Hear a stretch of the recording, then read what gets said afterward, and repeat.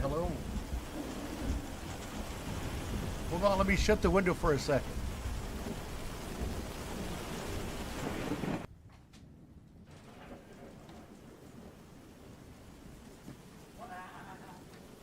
Go, go.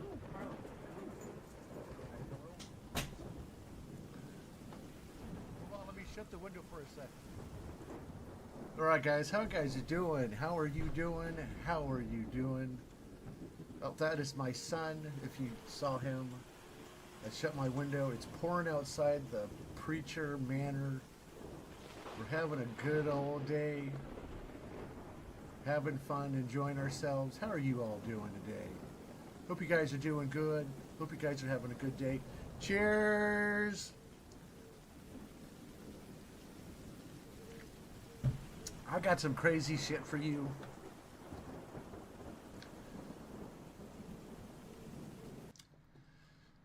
All right, guys. It is going to be a beautiful day. It always is a beautiful day. I am mad. All right, all right, all right, all right. So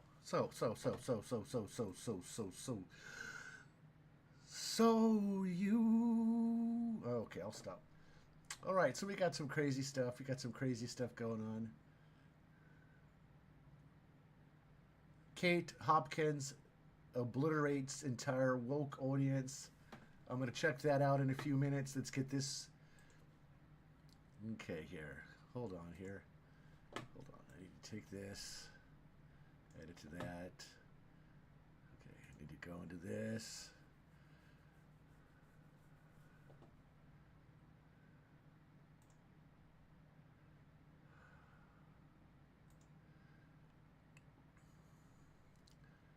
My computer is a little slow, so give me a second. Give me a second. We got the view getting triggered again. Looks like we got Volk Ramasamy, School's CNN host, over controversy and calls her dumb. Okay. Got that. Okay, I need to shut this. My eyes are bleeding right now. There we go. Oh, wow, I got this right in my face, too. There we go. That should be a little better. That should be a little better. Okay, so let's... Okay, so yes, I have to do another... But hold on just a sec. Let's see here. I need image. Yes. Now, I already was supposed to have this up, but my son was on the computer for a while.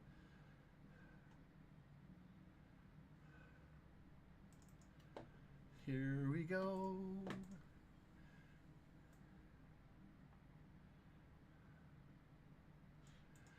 Write that. Get this. Put that down there. Okay, so we got some crazy stuff. I got Kate, but first let's do this.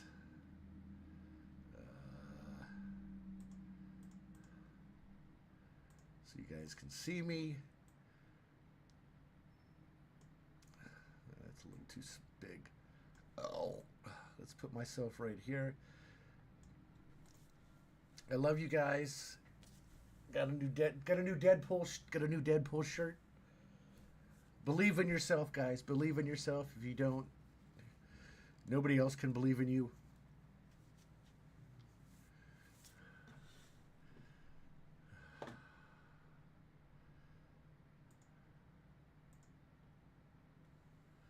My computer is glitching. I need to clean it again. Okay, got that. Okay, we're going to go right into this. We're going to go right into Kate losing it at the audience. Well, shit me, you're a lot of fun, aren't you? That was a really joyous moment, wasn't it? Listening to the proposition. Please, would you? Oh, my days. First of all, we've got you. Banging on about how we should be vegan and how something can be more than 100%. Yes. Okay, sure, we're all going to fall for that one.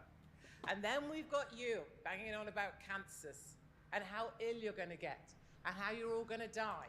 And if you keep eating this, you'll die more, die harder. There'll be a pandemic. Your blood's knackered. Your cancer's knackered. Your liver's knackered. So much joy, isn't there, amongst the vegan community? Well, here we are again with another video of Katie Hopkins. A couple of years ago, I believe, at the Oxford Union again. Yep. Where Yes, she is taking part in a debate on veganism. And as you can imagine, Katie Hopkins is arguing for the non-vegan side. Of course, she's not anti-vegan. She just wants the freedom to choose not to be a vegan, just like pretty much everybody. And I assume her opponents were arguing about the health, the alleged health benefits of veganism. I very much doubt that that's been proven. And, there's people who claim veganism or not raising animals for food will help prevent climate change. Well, let's not go down the climate change rabbit hole today, please. But I think you can imagine what I think about that argument and all the other useless arguments. So Katie Hopkins is a delight. I'm a huge fan of Katie Hopkins, as you already know. If you've seen some of my videos, I think she's amazing. She's very brave, very strong, and very amusing at the same time. Let's see what she has to say to these vegan extremists. Aren't they just uplifting? And then we've got Mr. Holocaust here. We're nearly into Christmas. It's the Holocaust. You eat a cow. It's the Holocaust, you murderers. He has spent his life going around abattoirs, watching animals die. And that's what vegan people call a hobby.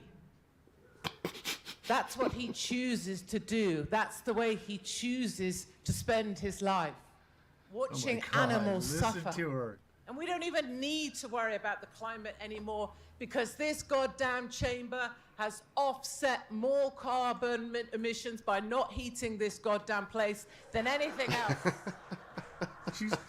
Listen to her. Oh, she's funny. She's funny. Yeah, and of course the holier than thou, the super righteous meat is murder crowd is represented. I'm freezing my ass off here. This is inhumane. You talk about how pigs are treated. Look how you treat your speakers. I'm freezing to death and I'm a meat eater. This is insane. Look at these women. Look at this woman. Virtually naked. -3. Look. And still they look glorious because that's who they are. But this place is freezing. So you can talk about China's coal-powered fire stations all you want. It doesn't matter.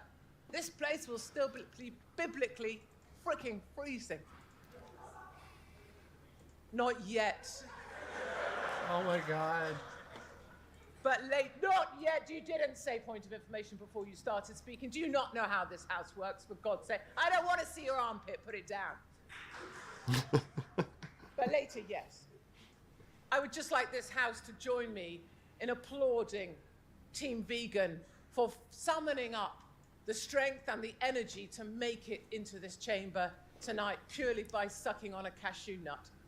I commend you for that, at least. You talk about people living a long time. Oh, yes, they live over 100. Over 100 years they lived. Yes, where did they live? Oh, yes, sunny California, not Barry Baltic, Oxford.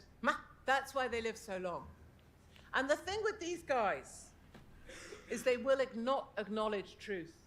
Look at people. Do we have any students of medicine in the room? Any doctors?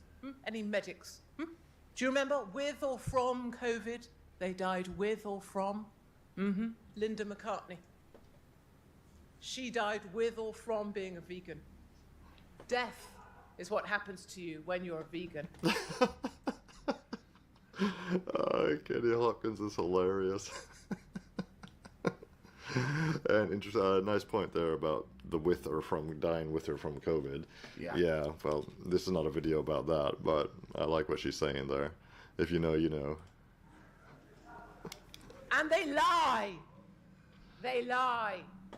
They lie straight to your faces because they have a certain dress style, or they have a certain doctorate, or they have about 1 follower on Instagram. They lie to you. Nothing that they tell you is true. They even lie to themselves. The Bible says lying is one of the 7 deadly sins. The Bible says if you lie, it is because you hate yourself. And that is true of every single vegan I know. They hate themselves so much, they will only suck on quinoa for sustenance. And I tell you that they lie because, look, Oh my God, dude. they will tell you that this festering thing is in fact a steak. That is a lie. Tonight, I was not even fed. I brought myself up here on a train all the way from Exeter. I am nearly starving because all that I was fed was a festering aubergine because someone here happens to be a bloody vegan. Selfish doesn't even begin. Oh, yes.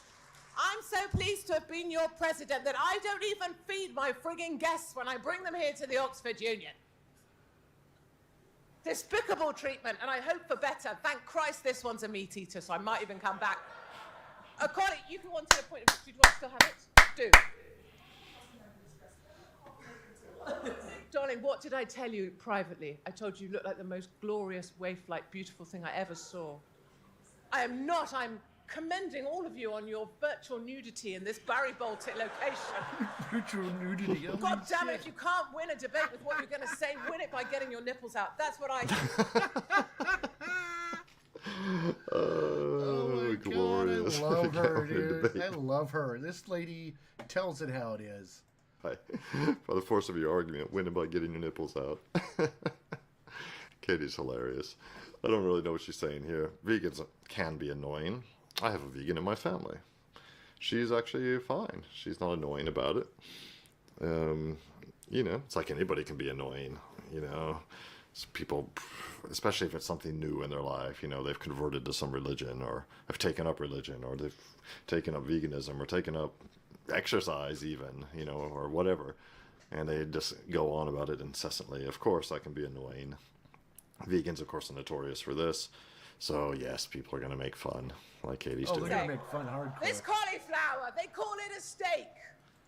I have 2 gun dogs. They're black Labradors. We go about the countryside in the morning. I have a child, actually, who's a farmer as well.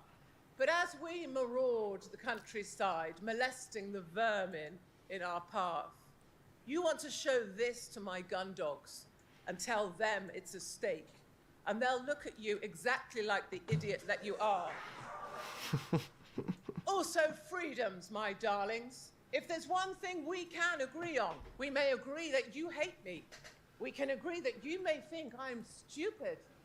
But perhaps we can agree that this house believes people should be free.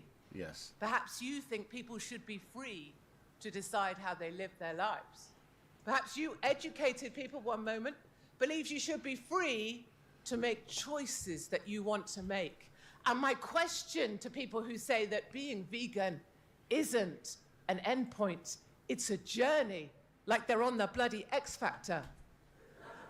You know where they want that journey to end up, don't you, good people?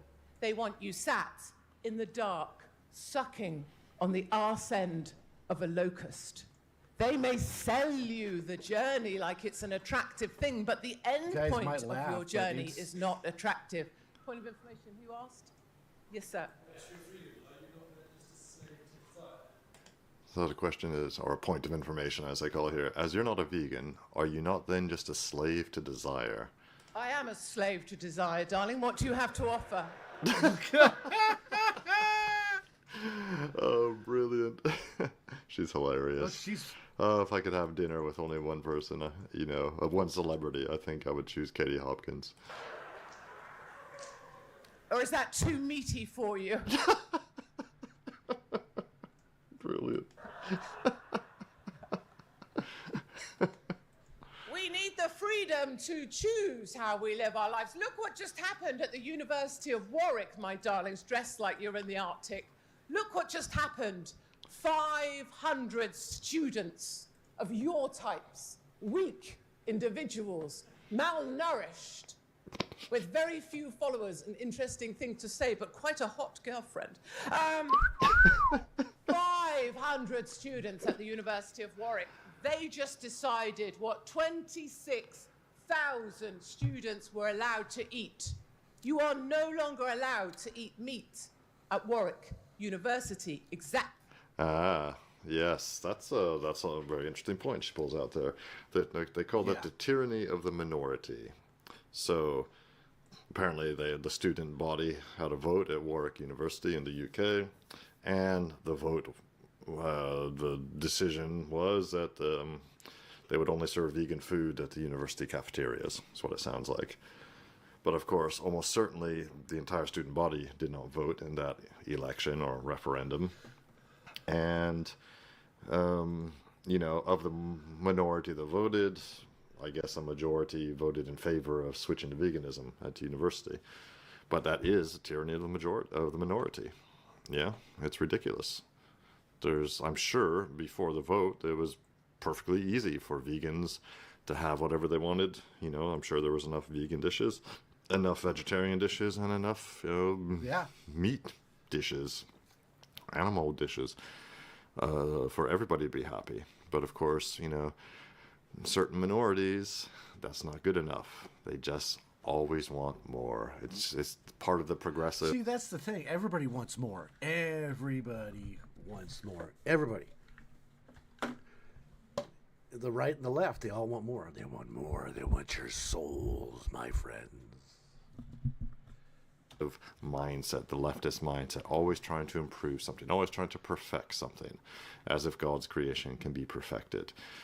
And they always think, because it's a never-ending quest, that's the thing. You can always make more progress. So anyway, enough of this video today. Katie Hopkins, of course, is hilarious. I'm a big fan of hers, as you probably already know. She's just informing you there by pointing her finger towards the subscribe button that you should be subscribing. Go follow him. He's the Euro Controversy.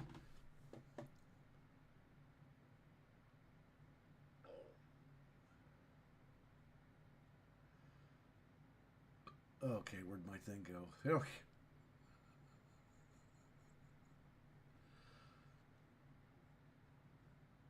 It's just it's insane. It's insane to see these people lose their minds.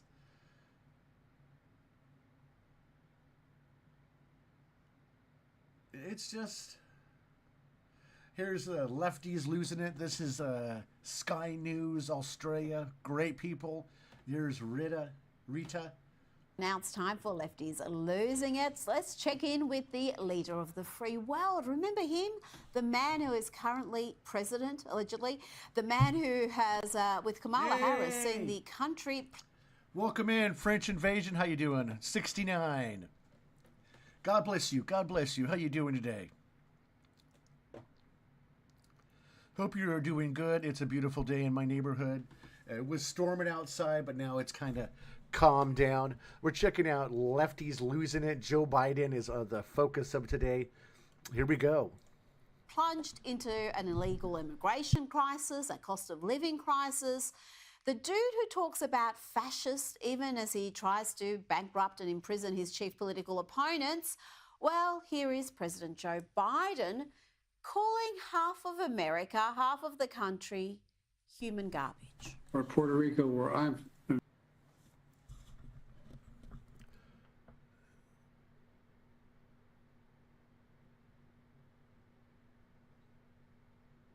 Okay, the New York rally, they compared it to a Nazi rally from 1939. I don't really see the similarities. They're not putting their hands up like that. They're not doing that. I don't see why, but it's just the left completely losing their shit. Well, that's why I call this the Preacher's Toxic Shit Show. So let's see what Biden has to say about how the country is shit. In my home state of Delaware, they're good, decent, honorable people. The only garbage I see floating out there is his supporters. Yep, this. Wow, dude. So I guess we're all shit. We're all pieces of shit. because half the country supports Trump. That's funny. Still having a meltdown about a little joke told by Tony Hinchcliffe. Not by Trump, by the way. Trump didn't say the joke. And the media is fanning the flames. They've spent more time on this nothing joke than they did on the Trump assassination attempts. Yeah. They're scared. That's why the Kamala campaign is faltering badly. They are getting increasingly desperate. And this is despite the fact that the Harris campaign is outspending Trump and the Republicans by a huge margin, spending more than 3 times the Republicans last month. But the message is faltering. Could it be because their candidate is uniquely hopeless? Watch here as Kamala takes a juke. I don't think she's hopeless. I just think she needs to have policy. She doesn't have policy like Trump does. And I've got to say it, Trump's not going to use the military to go after Americans. That's something that the left made up.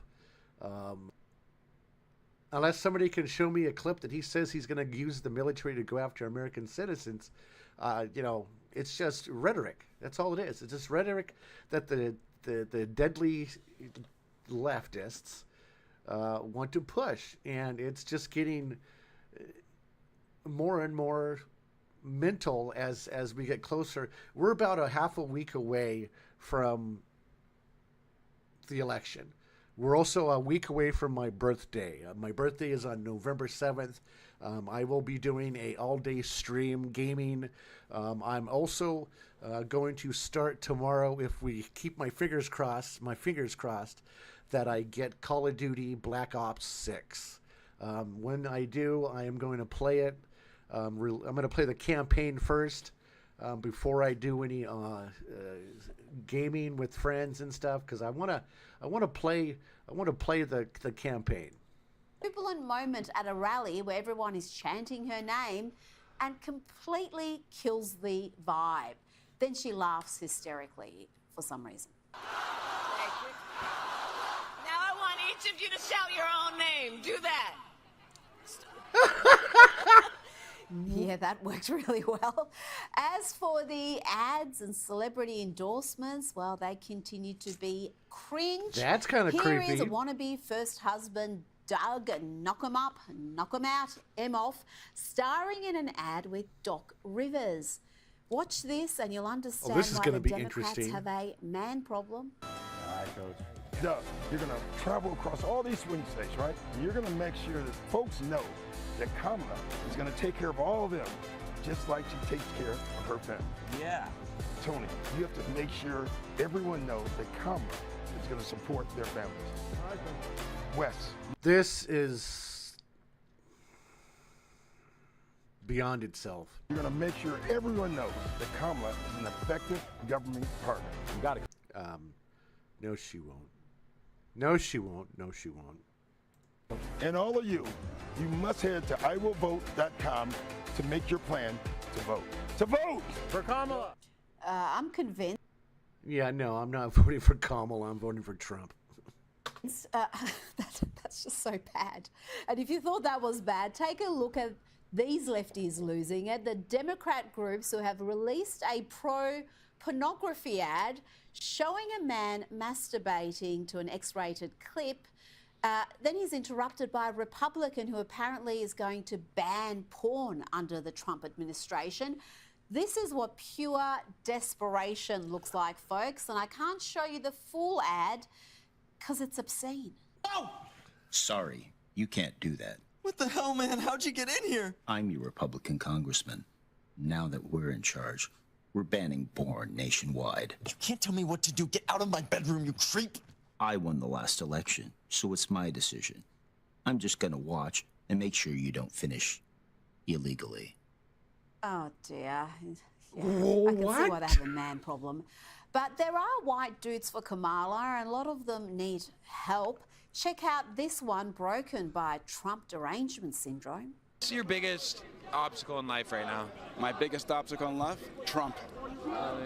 Trump, Really? absolutely. Really? So do you wake up and think about him? Yes, constantly, every day. Do you go to sleep and think about him? Yes, every day. Are you in love with him? I hate his guts. Here is another white dude for Kamala, God. triggered by a Veterans for Trump sign. Watch what he does. Over to this yard sign that reads Veterans for Trump, abruptly kicks it and wanders off. A minute later, he's back again, his eyes focused on the home. Then just after 6, our friend returns a third time, something yellow in his hand, a piece of paper he leaves in the mailbox.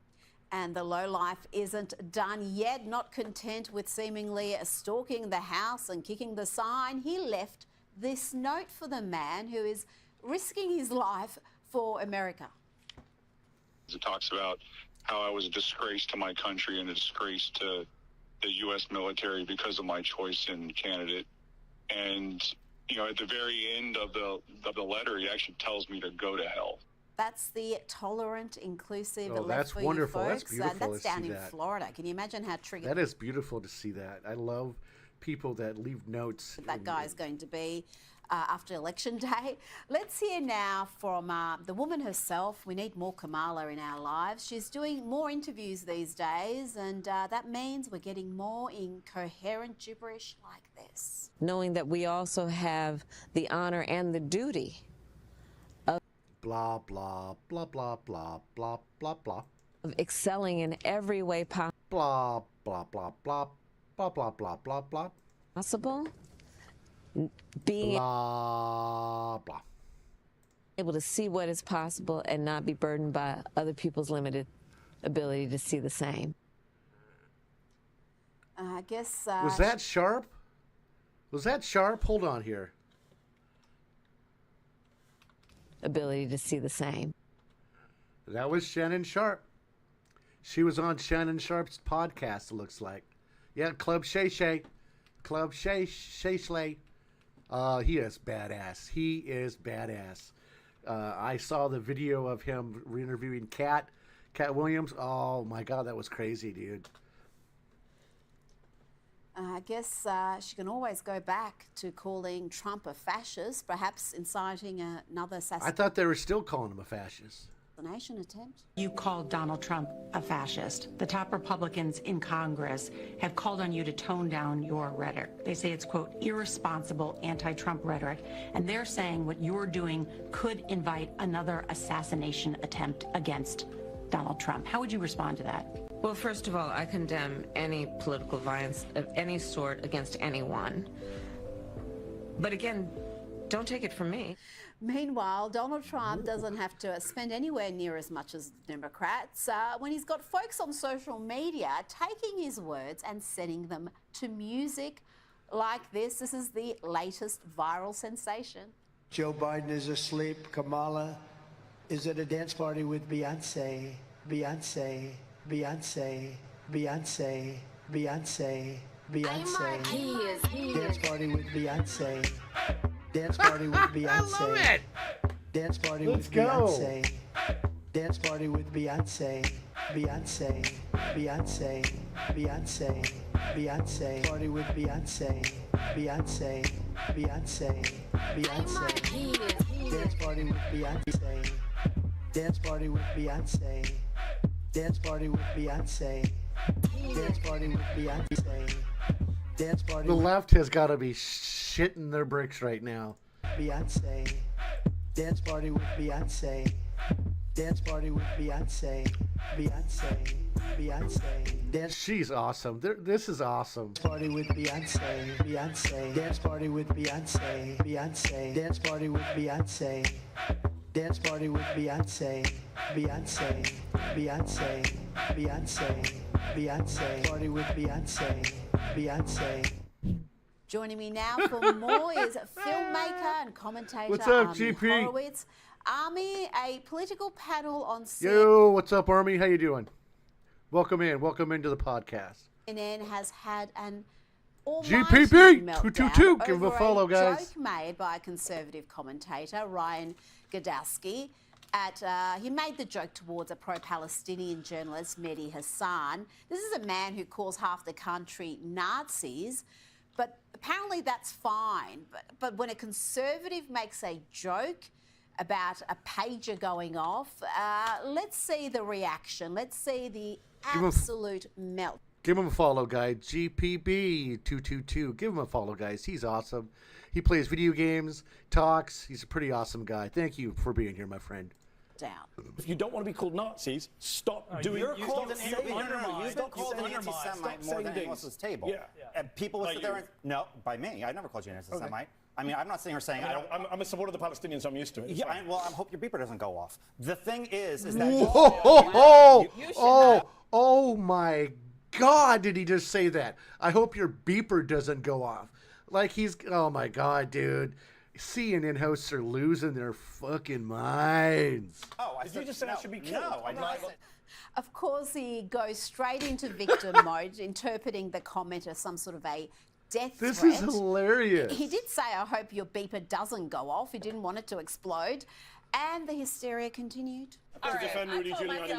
I wasn't going to entertain nonsense today, and so at this point, This is what we're in I now. can't This do is America in 2024. Here's what I will say. Forget the Here's what racism. That's right. I should That's die. right.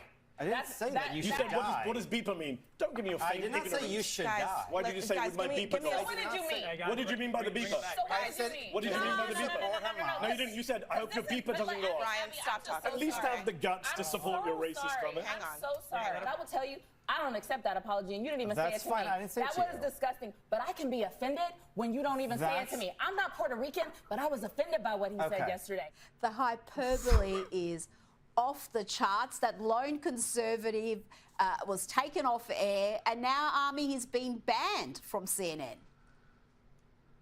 Yeah, first of all, Rita, I sure hope that Rita Pani extended Danzo mix that I saw before is going to make it on air. So I like the moves that I saw, Rita. And by the way, for my TikTok Gen Z fans out there, before I start, I want to say thank you, Beyonce. I don't want to die. All right, moving on. Mehdi Hasan, yes. Why was Mehdi Hasan? Mehdi Hasan is a man. Just so we have some context here, right? He was fired from MSNBC. He was fired because he had horrible ratings. He was no Rita Panahi when it came to the ratings. That's for sure. That's for certain. But yes, like you alluded to before, prior to that exchange, he went on and essentially said that every Republican, 50% of this country are fascists and Nazis. I would take offense to that, and of course Godorsky did, because he is one of them. So he was essentially being called a Nazi by this guy. Now, what do I think he's guilty of? Okay. I'd like to say this. Everybody on the right that supports Trump, the left is all calling everybody a Nazi. Doesn't matter if you're white, black, orange, purple, gray, black, white, Asian, Indian, Puerto Rican. Love them guys. I know a couple of Puerto Ricans. They're awesome. I did not like the statement he said about the Puerto Ricans island being a garbage dump. I know the country is messed up because it has been hit by hurricanes in the past. But everybody should help each other out. That's how my feeling. Everybody should help each other out. Everybody should. I mean, there should be armies of people going to these places that get hit by hurricanes and helping people out, helping people rebuild. Because there's a lot of rumors going on about North Carolina that there's a deposit of something under the ground, and there's all kinds of conspiracy theories going on left and right about it. So, look into it, do your research. If you want to vote for Harris, or you want to vote for Trump, do your research about each candidate. When you see the rhetoric and the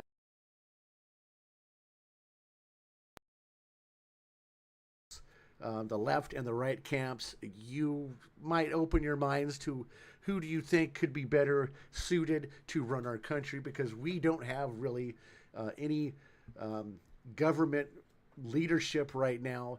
Yes, they say Biden is still in office, but that makes you kind of think about, is he really running the country right now? They said that he was incompetent of going on for a second term, which kind of throws a lot of red flags up. It was a lame joke, for sure. It wasn't really appropriate for CNN. also, and I get where he was coming from. He was upset. It was a heated exchange. And by the way, Mehdi-Hassan, not exactly a shrinking violet when it comes to attacking his opponents, right? So let's be clear about that. And then, of course, the reaction by CNN, of course, it was over the top, right? They had to come with a statement where they said, hey, we don't accept bigotry. We don't want crossing the line of civility. And that hypocrisy is just so blatant. That is so true, Like he said, yes. he called half the country fascist. That's Yeah. fine. There's no problem with that. But they lose their minds over that little joke by Tony Hinchcliffe about Puerto Rico. They're still talking about that. And this joke about a beeper going off apparently is... Hey, Lurker. How you doing, Lurk24? Guys, go follow Lurk24. He is an awesome motherfucker, dude. He is awesome. I have a lot of respect for him. Goes through a lot of shit like everybody else in this world right now. He is awesome. Give him some love. Go follow him. You know, it's just... It's the rhetoric of the left, I gotta say it, and the right, is insane. About all the garbage you see on the left and right. But dude, go follow him. Go follow him. This is Lurk.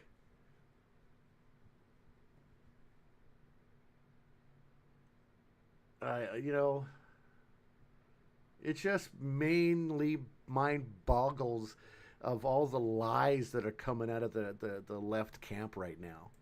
Is the worst thing that's ever happened on CNN. Just on that Puerto Rico joke, which is they lost still, their minds. I can't Everybody believe I'm did. still hearing about it. Joe Biden has responded by calling half of America garbage. Or Puerto Rico, where I'm in my home state of Delaware, they're good, decent, honorable people. The only garbage I see floating out there is his supporters. Joe isn't really helping Kamala in these moments, is he, Mia? Do you think he realises that he's doing damage to her cause at times, or is it just a lucky accident? He has no idea what's happening. He doesn't realize anything. Come on, Rita, look.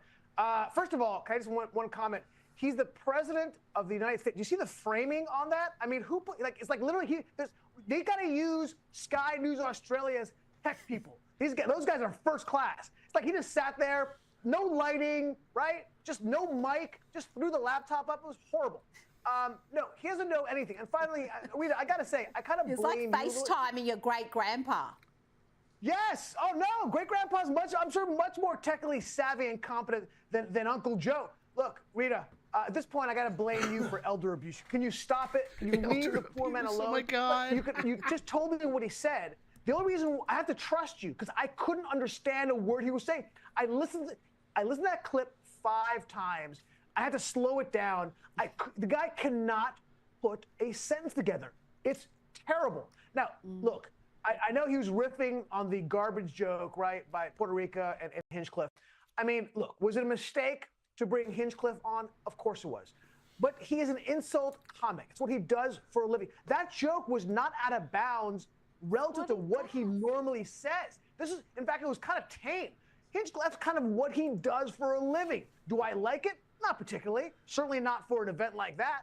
But at the end of the day, beyond the joke itself was oh God, I got so much joy watching the media trying to make this a news cycle, right? They spent an entire week talking about this. They were they're trying to squeeze as much juice from a lemon that was essentially dry. But it was hilarious watching them do it. Yes, this is the party, the Democratic Party, that calls for civility, right? Calling half the country garbage. That's very civil. Thanks, Uncle Joe. Thanks, Uncle Joe.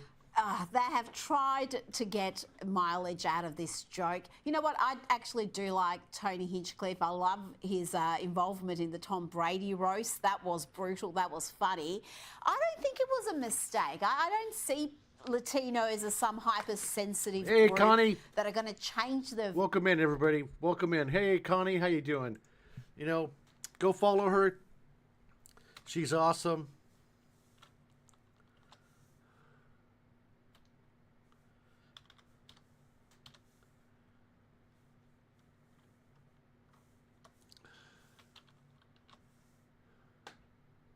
Oops.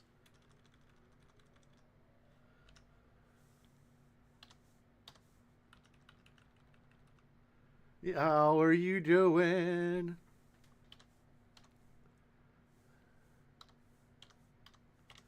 Give her a follow. Give her a follow, guys. She's awesome. So it's just now Biden has now called all of us pieces of garbage. And that just irritates me. That just, I mean, I'm I treat people the way I want to be treated. I treat people the way I want to be treated. Okay? Excuse me. It just irritates me even more. Vote based on a joke some dude made. It wasn't a joke that Trump... See, yeah, the Trump didn't say the joke. The comedian came out and told the joke.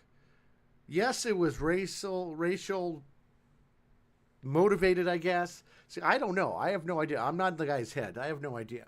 I just know that it was... a lot of the people on the left lost their minds over the joke. The people I know that are Puerto Rican are great people.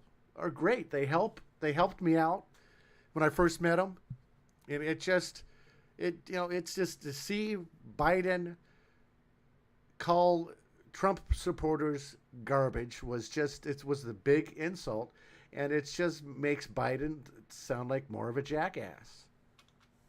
Uttered. He was from, and George Lopez made even a more offensive joke. Oh, George Lopez made a joke about his own race and him. So that was just out of it. Arguably at a Kamala rally just a few days ago, suggesting that all Mexicans are thieves. I didn't see any meltdown after that. Now, I know you've been out there talking to people yourself, Army. You hit the streets with your camera, and this time you're asking people to explain Kamala's speeches. So you would read out word for word what she has said and see if they could understand it. And you tell me what the hell she's trying to say. Okay. Is it Kamala Harris?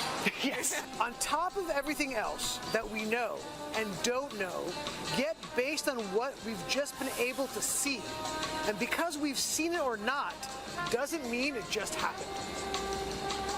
For us, at every moment in time, and certainly this one, to see the moment in time in which we exist and are present, and to be able to contextualize it, to understand it, where we exist in the history and the moment as it relates to not only the past, but the future. Do you want me to repeat that? Please don't. You did try your best, but the good folk of Malcolm X Boulevard in Harlem couldn't decipher what Kamala was trying to say. Can you understand what she's trying to say? No, you have to explain it more a bit. So how am I supposed to help? Tell me what she's trying to say. How the hell am I supposed to know? That might have been nonsense. That was gibberish. I'm not gonna hold you. He just sounds like Jim. What? I don't even know what that even means. You Jewish? I am. Oh, wow. You married? I'm not married. Oh, you're not? Are you dating? Yeah. Business, baby. Army, you're not supposed to use these vox pops to drum up personal business for your dating life. That's hilarious, not the point. Army. But tell me about the experience there. What's the mood there? Are they going to back her regardless of the fact that she's a poor candidate because they hate Trump? Are they energized about voting? What was the vibe in Harlem? No, and no. Yeah. No, they're not energized. These people aren't stupid. They're not saying, hey, you're a black woman, therefore I should vote for you, okay? That's not the way this thing works. She's dropping the ball when it comes to the black community, and they know. It's why they're in panic mode. Look, I know what the polling's saying on the black vote. He's gonna get the biggest vote in the last 60 years. I think it might be bigger than that. I mean, anecdotally, when I go out to the black community and talk to them about Trump and Harris, not only is there not excitement about her, I just hear a lot of people say we're going to vote for Trump. Like right now, the polling's saying 50% of black men, right, 25% of the entire black population is going to vote for Trump. It's a massive number.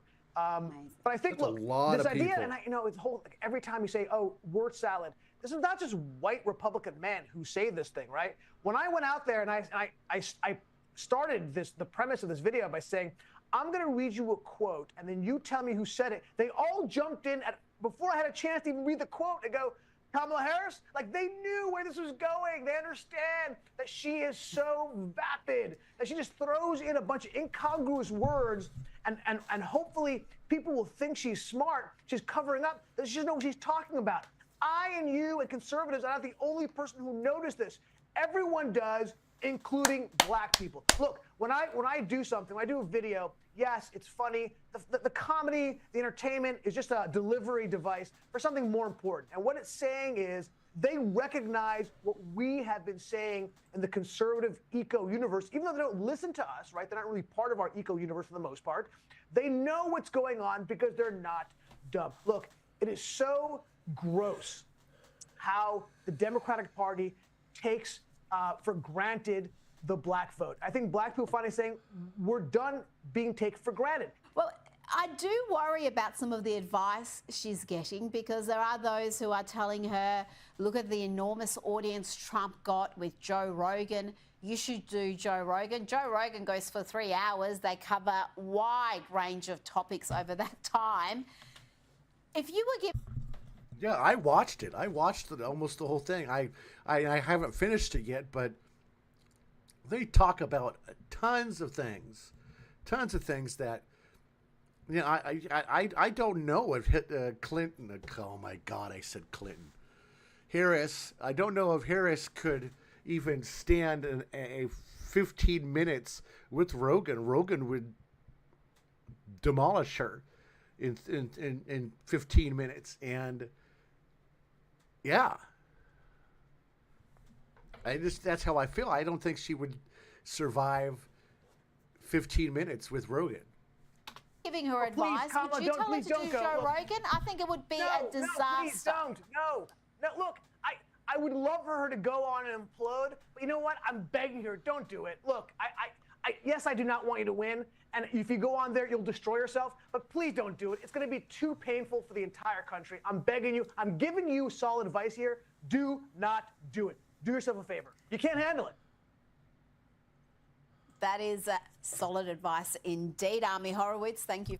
That was Sky News Australia with Rita, I think, Rita. I say her name. I say everybody's name wrong.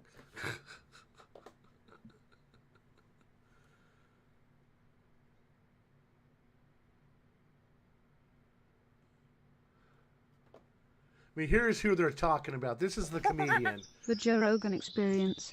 People always used to say to us when we started Trigonometry, they were like, you know, the whole free speech thing is bullshit, blah, blah, blah. You just want to be able to say racist things. You're right. And they were right. And they were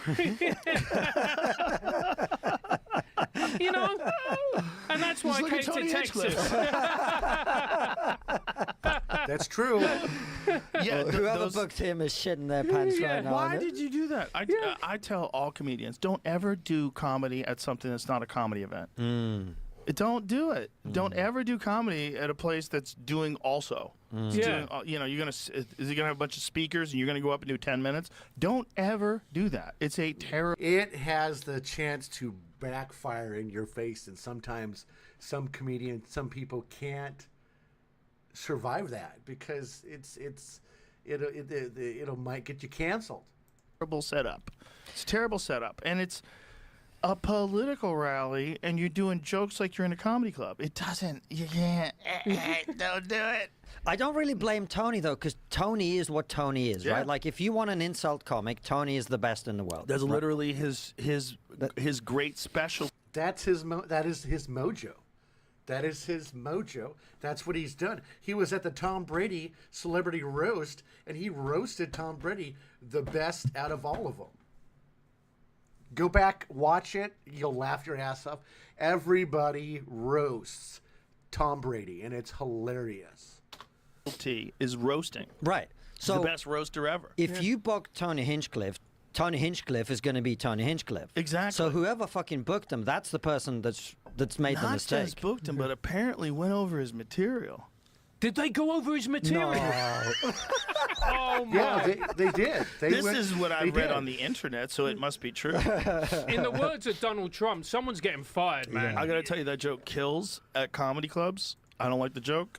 It kills, and I said to him, I don't. It's just like if you're Puerto Rican and you hear that in the audience, like, oh, but it's a funny joke. The joke does well. But I said to him, I go, dude, that's the one that's going to get you stabbed. Really? Yes. And Yeah. he used to talk about it on stage, saying, Joe Rogan always says that's the one that's going to get me stabbed. Like, Wow. which is so crazy. Yeah. I think you'd pick stabbed at this point, given the shit that's going down. I think it'll blow over, Yeah. just like all these things do. Yeah, and of there's course. there's people that are always going to hate someone like Tony, and it's going to make other people love him more. It's just like he's going through it right now. Yeah. Yeah. You know, he's going through the storm. as somebody who, you know, has wound up, you know, who winds people up. We've wound people up on our Yeah, time. you guys are winders. We get called something beginning with W, mate. Oh, well, you guys, that's a negative over there, wanker. You can call someone a wanker here, and it's just like, Yeah. Sure. It's like calling him a cracker. It doesn't really work. Or a But hunky. but when I saw what Tony did, I went, all right, mate, you're in a different league now to me. That is another level. Yeah, Obama was quoting his bit, but he's quoting it like it was a statement. Yeah. Right. Which is really fucked up. He was quoting it like he was saying someone called Puerto Rico an island of garbage. But you know that's a joke. That's like going to a Quentin Tarantino movie, and then the man killed that woman. Like, he didn't really kill that woman. That's like a doll. Yeah. You know, this is a movie. No one died. Everyone's fine. They all like each other. But if you give them ammunition, Yeah, it's the problem. We were discussing this in the bathroom. Like, it's like, that's their job. That's Yeah. what they have to do. They got to do it. That's their job. you give them ammunition, they're going to use it. Of course they're going to do it. That's what they do. Like, you can't assume they're going to be a good person and not use it in this critical moment. How many days are we? Like 8 days before the election? That's Right. crazy. That's so soon. Of course you're going to use everything. I'd use it too. But you know what? It nicely encapsulates modern politics because it's a storm about nothing. It's a storm about a joke at a rally. And actually, everybody's focusing on that instead of the huge problems that America has, which we all need to be discussing. And we need Yes. to be discussing in a calm, serious, and sober manner. Because, for example, if you have an open border, that's an existential crisis. Because if you can't Yes. control your borders, you don't have a country. But we don't talk about that, really. We're getting upset because Tony Hinchcliffe came along and called Puerto Rico a trash. But he didn't even call him. He made a joke, Yeah, right? exactly. He made a joke. There's an island of trash. Yeah. It's called Puerto Rico. Here's where that That's joke so comes funny. from.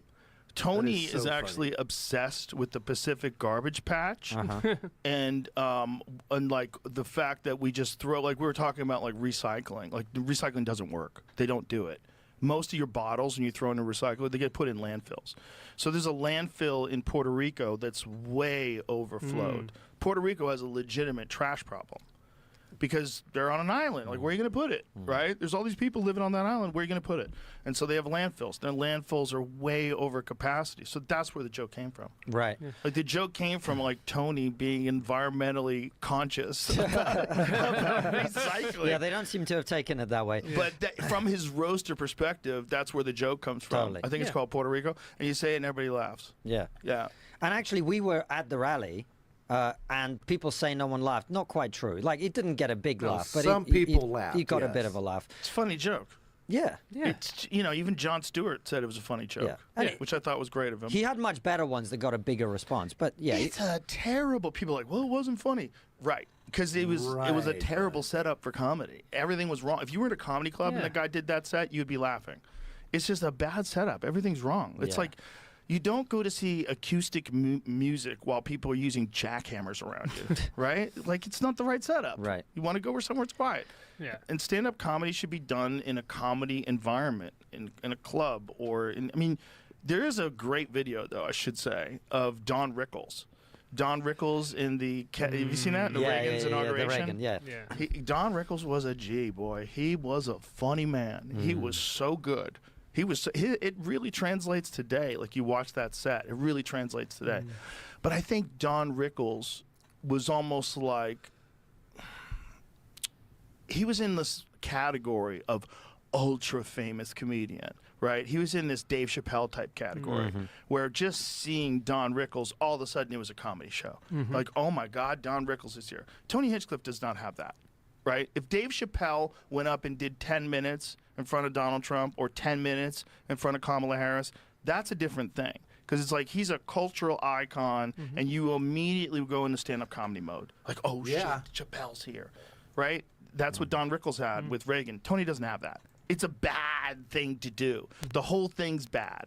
It's like doing a bachelor party. Like when you have to do comedy at bachelor parties, they want whores and cocaine. Why is this guy telling jokes? But it's just a bad environment. It's a bad environment for comedy. And that joke, I would have told him, don't. Yeah, you don't say really roasting like comments at a political event. You won't get as many laughs as you would do in a comedy club, like what they're saying. That you get more laughs in a comedy club because it's a different setting. This is a Trump rally that people are there to support Donald Trump, not really to hear jokes. You fucking dare do that joke. I never sat down with him. I didn't know what bits he was going to do, but then I heard he did that joke. I was like, oh Jesus, Tony. Here it comes. I think there are comedians probably who... I think Tony's the wrong type of comedian for that environment. If you had someone 100%. come in who wasn't a roast comedian, who actually made everyone feel good and was just clean. Who could do it and just talk about cultural issues and get everybody to laugh is Jimmy Dore. Jimmy Dore is really good at that. He could do something like that because he's so knowledgeable when it comes to politics. He could bridge the gaps between humor and fact and reality and what we're up against. He could do that. But it's not Tony's wheelhouse, man. Tony's just talking shit about people. It's the truth. Here's I'm going to leave this here. We're going to play this. Trump says he's going to run for president in 2012.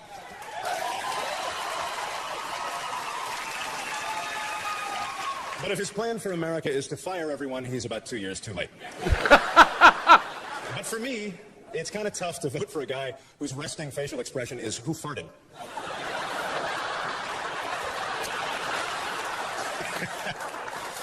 He also sells Trump cologne, and fellas, that stuff can really get you laid. Basically, you pour it onto a cloth and press it to a woman's face and just... Oh my... Stop struggling. Stop struggling. But even when you're born with a silver spoon in your mouth, hard times can strike, and that's just what happened to Donald. He was even forced into the ultimate act of degradation, starring in his own reality show. And soon, the top-rated TV show in the nation starred a total asshole torturing people who were stupid enough to work with him. In addition to 2.5 Men, The Apprentice was also a pretty popular show. This guy has an ego. When Trump bangs a supermodel, he closes his eyes and imagines he's jerking off.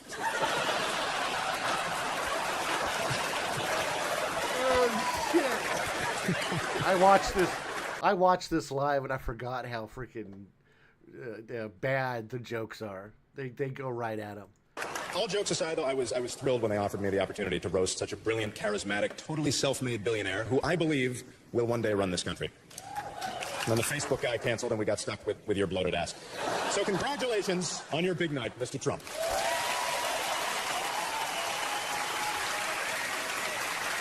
And now, Donald, let's get our first roaster up here to knock you down like the homeless shelter you had destroyed on the way here. So as she huffs and puffs and rolls her way to the podium, please welcome the Queen of Mean, Lisa Lampanelli.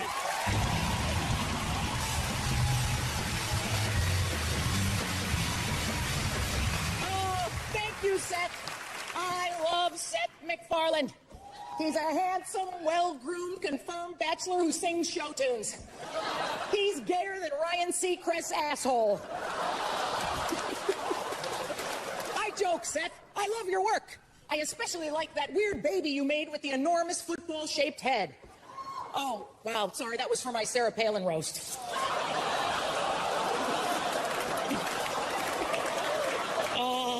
Look at Marley, sitting up there like she's normal. Hey, Marley, you read lips, right?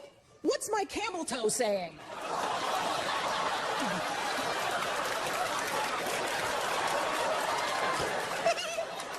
Wow, look who it is, Larry King. Yes, Larry King is a legend. In this business, Larry King is known as a triple threat. At any time, he could have a heart attack, stroke, or shit his pants. Larry King is an elderly bastard. Seriously, those suspenders aren't for his pants, they're for his balls. Speaking of old Crips, Snoop Dogg is here. On a past roast, Snoop claimed I I wanted to bang him. Police! If I want to bang a skinny black man with braids, I'll call Alicia Keys. Snoop's not the only musical artist on the dais. Marilyn Manson is here. Oh, I'm sorry. That's Whitney Cummings.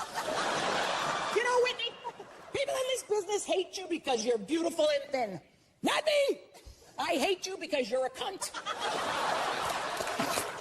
Anthony Jeselnik is here. I'll pause for a few moments so those of you at home can Wikipedia him. It's great you're here, Anthony. What happened? Is Daniel Tosh busy getting fisted in Key West? It's great to see my old friend Jeffrey Ross here tonight doing what he does best, sitting and watching funny people tell jokes. Wow, Jeff, you're even uglier than you were last year. Look at that hair. Look at that mop. I've seen better hair on Susan Boyle's taint. Don't you laugh at a hair joke, Trump. Look at that helmet. What do you say to a barber to get that type of haircut? I fucked your daughter? Situation from the Jersey Shore. You're all over television. And you have a book out. I tried ordering your book on Amazon.com. Amazon said customers who bought this book also bought a rope and a stool.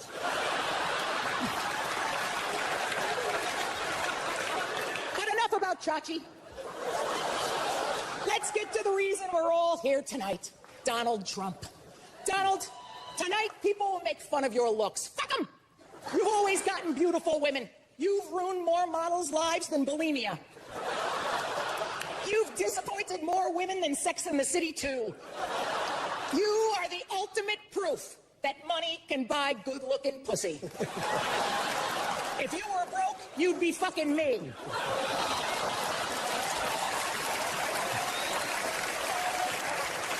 But that's all behind him now. Donald is very happy with his lovely wife, insert name here. I joke. Donald's wife's name is Melania, which is Slovenian for get that wrinkled penis off of me. In closing, I would like to thank you, Donald Trump, for letting me make fun of you tonight. Mr. Trump, you are someone to be admired. You have overcome obstacles to become a huge success. You've put up more worthless hotels than an autistic kid playing Monopoly. Still, you have made Trump more than just a name.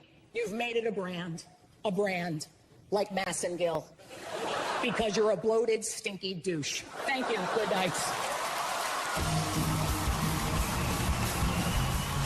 Coming up, Larry King, Snoop Dogg, Whitney Cummings, The Situation, Marley Matlin, Anthony Jeselnik, and Jeff Ross. This program is rated TVMA and is intended for mature audiences.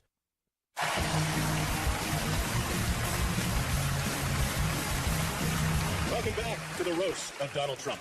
Now, we do want to take a quick moment between cock jokes to acknowledge the loss of a brilliant comedian and one of the all-time great roasters, Greg Giraldo.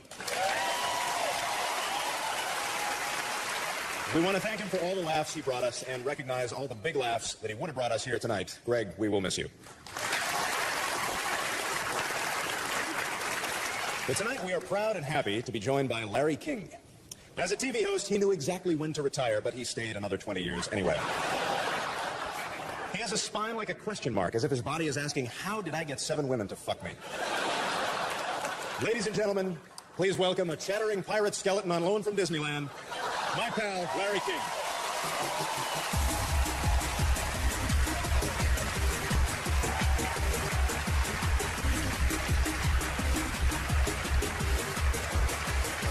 This is my career. It's come to this. It's a thrill to be here roasting my dear friend. To prepare for this event, I read Jeff Ross's book about roasts. Jeff, my last prenup was funnier. And unlike you, I wrote it myself. Let's take some calls.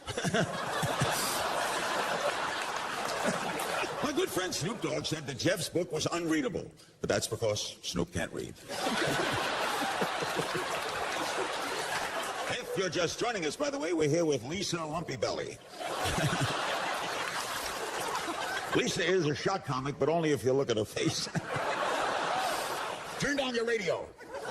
Coming up in this hour, we'll talk to Mike the Situation Sorrentino.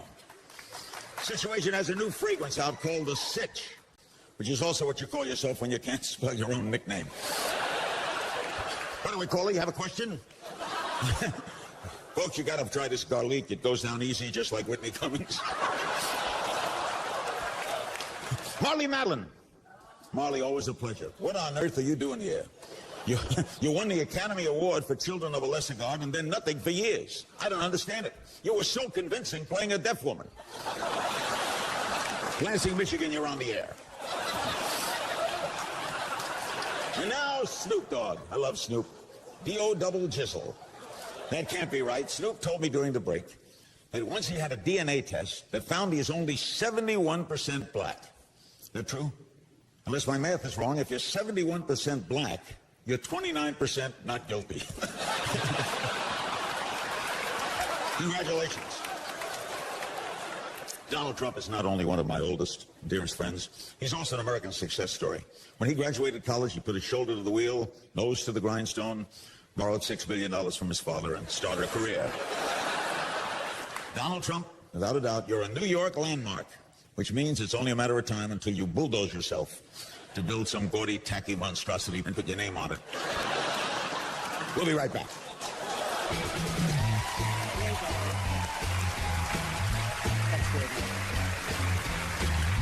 Larry King, come on. All right, Snoop Dogg is up next.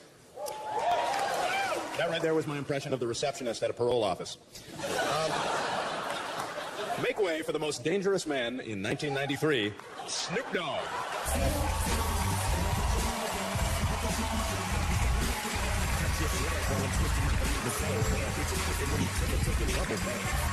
Seth MacFarlane.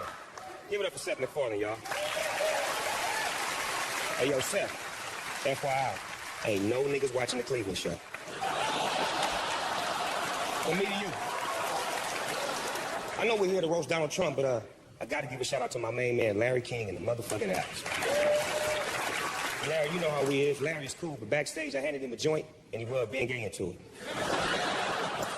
We got Lisa Lampanelli in the house. Now, let me tell you, Lisa is a stone cold freak. Lisa fucked Larry King, Don King, Rodney King, and Billie Jean King in a Burger King bathroom. I mean, this bitch loves to eat for real. If you want to fuck Lisa doggy style, all you got to do is put a bowl of food on the floor. Now, Trill.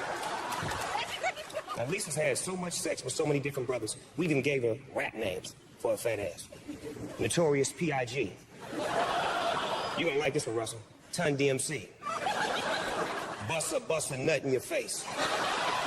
And my favorite, Snoop Chili Dog in your motherfucking mouth. Hey, Marley. Marley, you're so fine. Having sex with you would be like rolling up on someone. You never hear me coming. Now, Trip, I walked past Marley's dressing room tonight when she was going over her lines, and it sounded like someone was clubbing a seal. Whitney Cummings. Look at your fine little skinny ass sitting up there. I roll blunts fatter than you, but you've been passed around a little bit more. But right now, things are popping for Whitney, y'all. Everybody in Hollywood is talking about her, and they all saying the same thing. I think that bitch gave me herpes. This is an ugly business, man. I mean, look at Jeff Ross. He's one ugly motherfucker. Now, when Jeff was born, his mother shit during the delivery. And when she looked down, she thought she had twins. That's why he's so corny. Look at his droopy face, saggy skin, rubbery wet lips.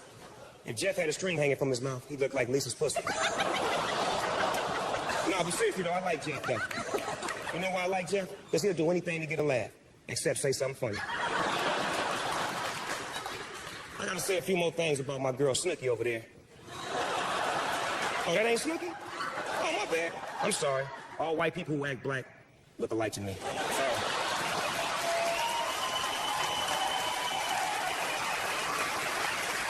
So, the situation's a rapper now, huh? Shit, I heard his rhymes. The best thing you ever spit was Seth MacFarlane's jizzle. Check out your hair, your shaved chest, your plucked eyebrows. There used to be a word for guys like you. And that word was gay. I guess that's still the word. And man, stop lifting your shirt up like a prison bitch. Or let's go out in the corner and get me some motherfucking money before I go upside your head with this coat hanger. Now, it's time to talk about the real player. Don Juan, Donald Trump, the Donald. Now, from me to you, Donald, I wish I had half of your money. But for that, you need a 20-year-old's pussy and a divorce lawyer. Now, I may not have half his paper, but I got twice the dick, and you can believe that. But on the real, though, I'd love to fuck one of Trump's ex-wives, just to know what it's like to come into money.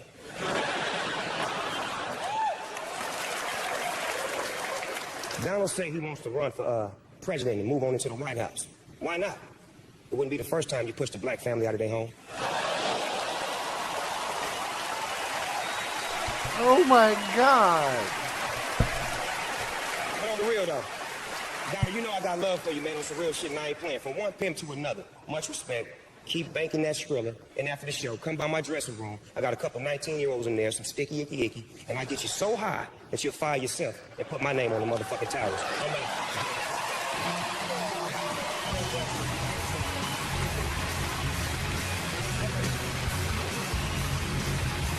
Coming up, Whitney Cummings, Marley Matlin, and The Situation. This program is rated TVMA and is intended for mature audiences. Yeah. Our next roaster, Whitney Cummings, can be seen this summer in her one-woman show, How to Succeed in Business Without Really Swallowing. She's got the body of a crack whore, but she's got the razor-sharp wit of a crack whore. Now, some people say Whitney struggles with bulimia, but I'd say she's actually pretty good at it. Please welcome the drag queen of mean, Whitney Cummings.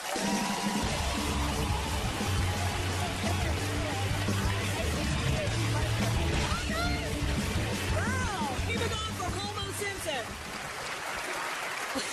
I don't even know where to start. I guess I'll start with Larry King because, I don't know, TikTok. Larry King, you have had a heart attack, bypass surgery, you have heart disease, and you recently got stents placed in your coronary artery. Take a hint. God wants you to die.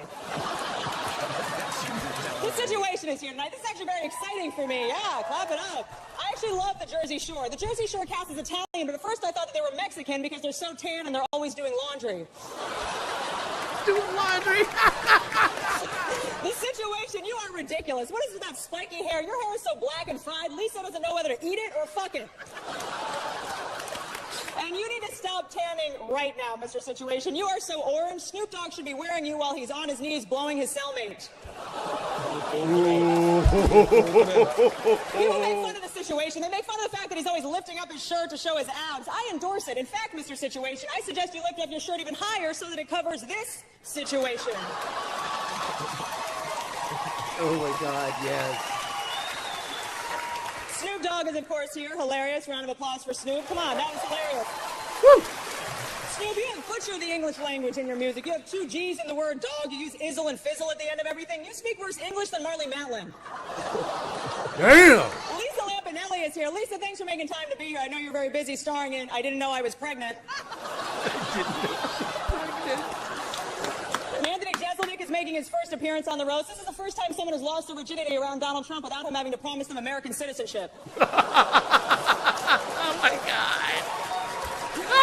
And now for the man of the hour, Donald Trump, everybody. Give him a round of applause. Come on. Donald Trump, you are known for your terrible haircut, and now I can see why. Your hair sucks. You look like Justin Bieber caught on fire. You're obviously very rich. Donald Trump is literally rolling in dough, which means he knows what it's like to fuck Lisa Lampanelli. Donald, you are gross. Nobody likes you, but you come back every couple years and nobody knows why. You're like the McRib. You're like the McRib. You got Melania a huge 12-carat diamond engagement ring. You should not have gotten her a diamond. Now she knows what hard is supposed to feel like. Oh. You recently said that you wanted to run for president. That is such a publicity stunt. If I wanted to support a greedy whore who's pretending to run for president just to get on TV, I'd vote for Sarah Palin. I'd say stick to your real estate, but all of your buildings are hideous. The Taj Mahal in New Jersey is horrible. There hasn't been a shithole that big on the shores of New Jersey since the situation took it to the ass from Pauly D.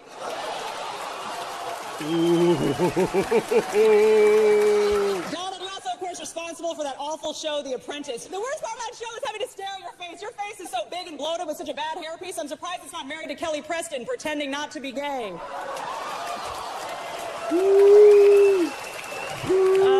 On your show, The Apprentice, you have had Nene Leakes from The Real Housewives, Brandy Roderick, and Lisa Rinna. You've given more uneducated whores on-camera jobs than Fox News.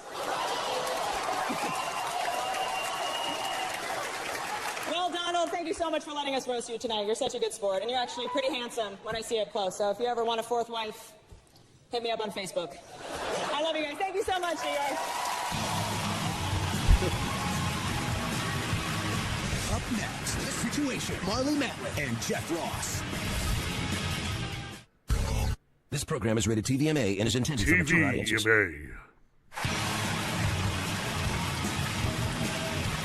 Welcome back to the roast. This is a big milestone for The Situation because tonight is the official beginning of his 15th minute of fame.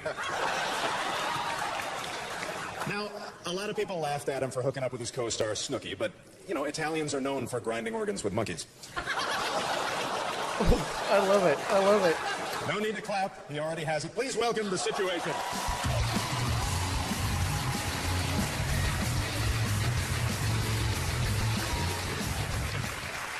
Thanks, Jeff. Jeff! Can you believe this guy with his capped teeth, his hair products, and his fake tan? I mean, you're actually looking good, bro. Now, I know a lot of you people are here tonight to watch everyone shit on the dumb guy that only Italians are ashamed of and disgusted by. Lisa Lampanelli. Backstage, she took my hand and shoved it down her pants, and I pulled out Larry King's teeth.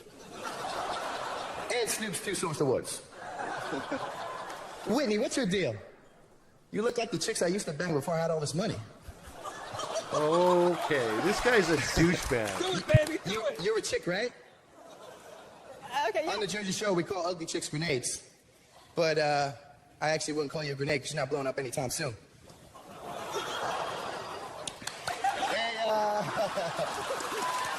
The awkwardness of this guy is Hey, insane. Jeff Ross, what's up, man?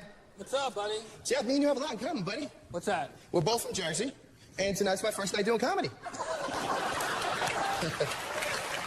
Well, It's also your last night, just so you know. He should not be up there. Enough of that, enough. All right. I see you looking at me over there, Anthony Jeselnut. I know you're a little hater, but I know you're a funny dude as well. Because the other night I told one of your super funny jokes to a supermodel, and she was laughing while I was banging her brains out with a pile of money on the floor of my motherfucking mansion. Okay. So I got nothing against you, man. I got nothing against you. Because she's like the 5th model this week to do that. So, you know what I'm saying, right? Maybe not. All right. Oh, boo. Now let's get to the real situation. My man, Donald Trump. Yeah, baby. I mean, look at him. He's pimping.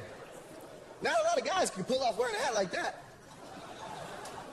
People are hating on him because Trump is always firing people, but it's kind of okay because he completely let himself go anyway.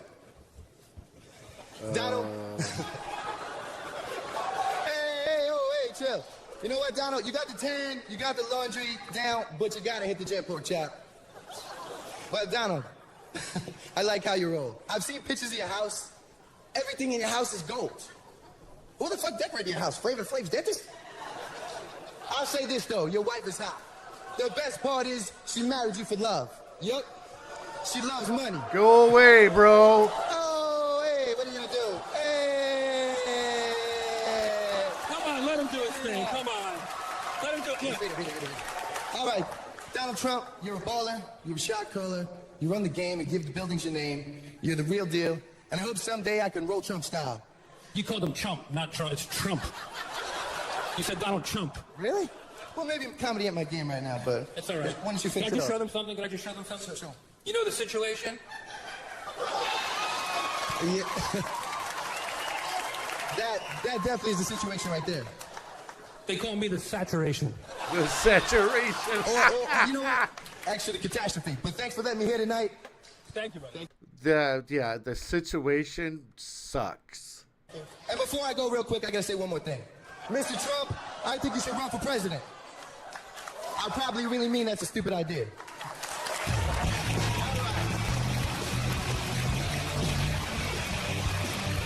Coming up, Anthony Jeselnik and Marley Matlin. Tomorrow. This program is rated TVMA and is intended for mature audiences. Oh, he sucks bad. I want to thank the Pope for that marvelous speech.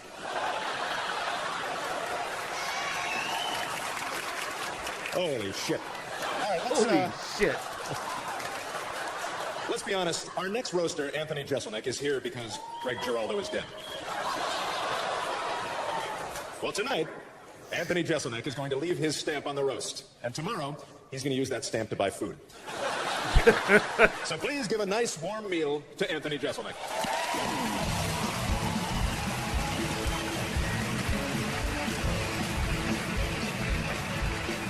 Thank you. Wow, Seth MacFarlane, everybody. You know, at first I thought Seth was just famous for The Family Guy, but then I did some research. He's actually not famous at all. You know, they say you only roast the ones you love. So this is going to be short. It's been a rough year for comedy. Not only did the world lose Greg Giraldo. God bless him, man. God bless that motherfucker, dude. But even worse, it kept Jeff Ross. Wow, that's hard. You know, Ross, you've been doing this for a long time, man. I mean, Jeff Ross has been roasting people since Whitney Cummings was nothing but a glint in the eye of the man who raped her mother.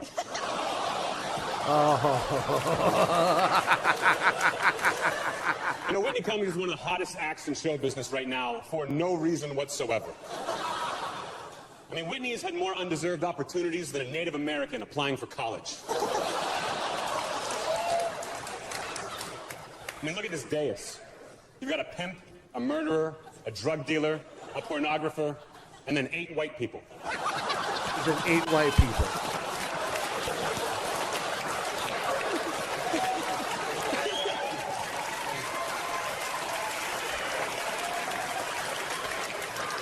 Larry King is here. Larry's been married 8 times. 8 times! Jesus, man. You've got 99 problems, and bitches are all of them. Oh, Larry King is so old, he's actually one of the Jews that killed Christ.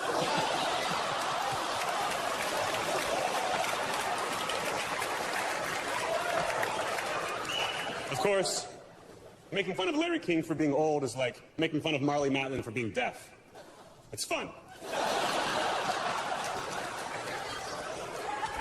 Marley Matlin, are you even listening to me? It's good. Oh, come on. It's not even the whole fucking thing. Damn it. Trump says, he said. Damn it.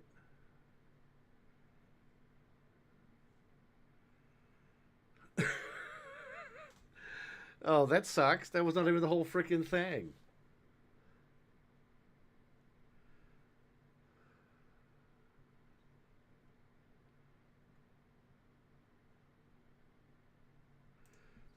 I have been so wrong about this man because I never understood why you fight the way you fight. You're a family man. See, there's things about Trump you guys don't even know, and we're about to see some of it right now in this Tyrus interview with Trump.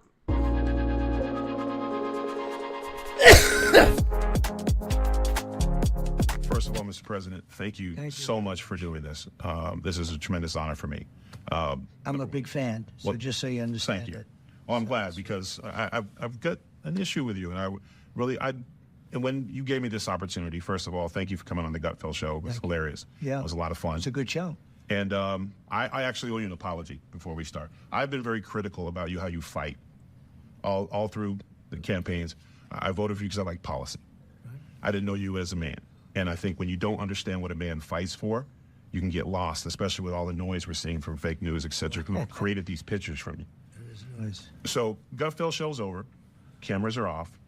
We go backstage, and I expected you to be like every politician or anybody I've ever celebrity I've bodyguarded for, and you met my family, and you talked to my daughter, My daughter is 10 years old. Her name's Georgie. You guys talked for 20 minutes. If nobody knew, you could have been her grandfather. And you were talking about her horses and her dreams. And I was sitting there and I was like, I have been so wrong about this man because I never understood why you fight the way you fight. You're a family. Because you don't, because the media on the left doesn't want you to know that he does have family values and he leads with those family values in a lot of senses. Family man. I am. Well, You're a father. And your daughters are gorgeous, really, and your wife, the whole thing. I mean, you have got some setup, I'll tell you. But your family's great, and you're great, and you've really done something, and you've captured a certain spirit. You know, a friend of mine who's very smart, he's also a very big guy. He said, because I'm big and strong, people think I'm not the smartest guy. Oh, I know. Okay? You are a really smart guy. And I see it, and I've watched it, and I like the show, and we have the privilege of having had the highest rating in the history of the show when I did it a couple of weeks ago. That was as high Of all time. Of all time, yeah. We beat network television. You beat everybody. And they were up 35 million homes, right. Yes. and it was a landslide. Yep. Now, you're putting it on me. I'm throwing it back to you, Mr. President. Go ahead. Why do we not hear more about Donald Trump the father? You debated Biden the first time, and you debated him the second time. How much of a difference did you notice from the two? You look at Kamala, she's worse than Biden. The next day, you remember they announced that crime is up like 45%, so I was right.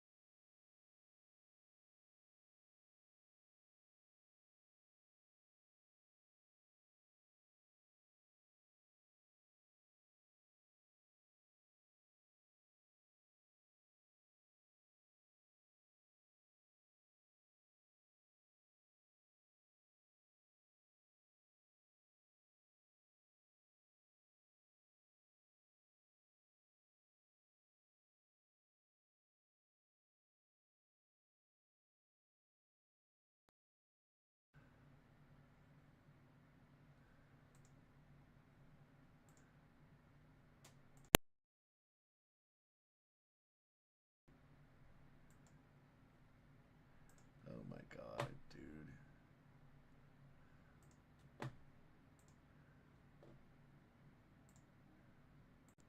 You guys hear me?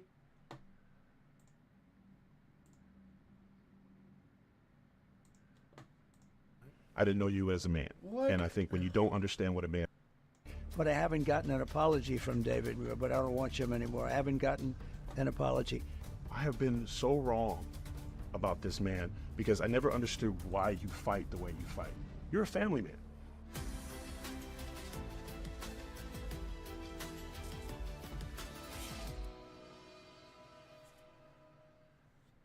First of all, Mr. President, thank you so much for doing this. This is a tremendous honor for me. I'm a big fan, so just so you understand. Thank you. it.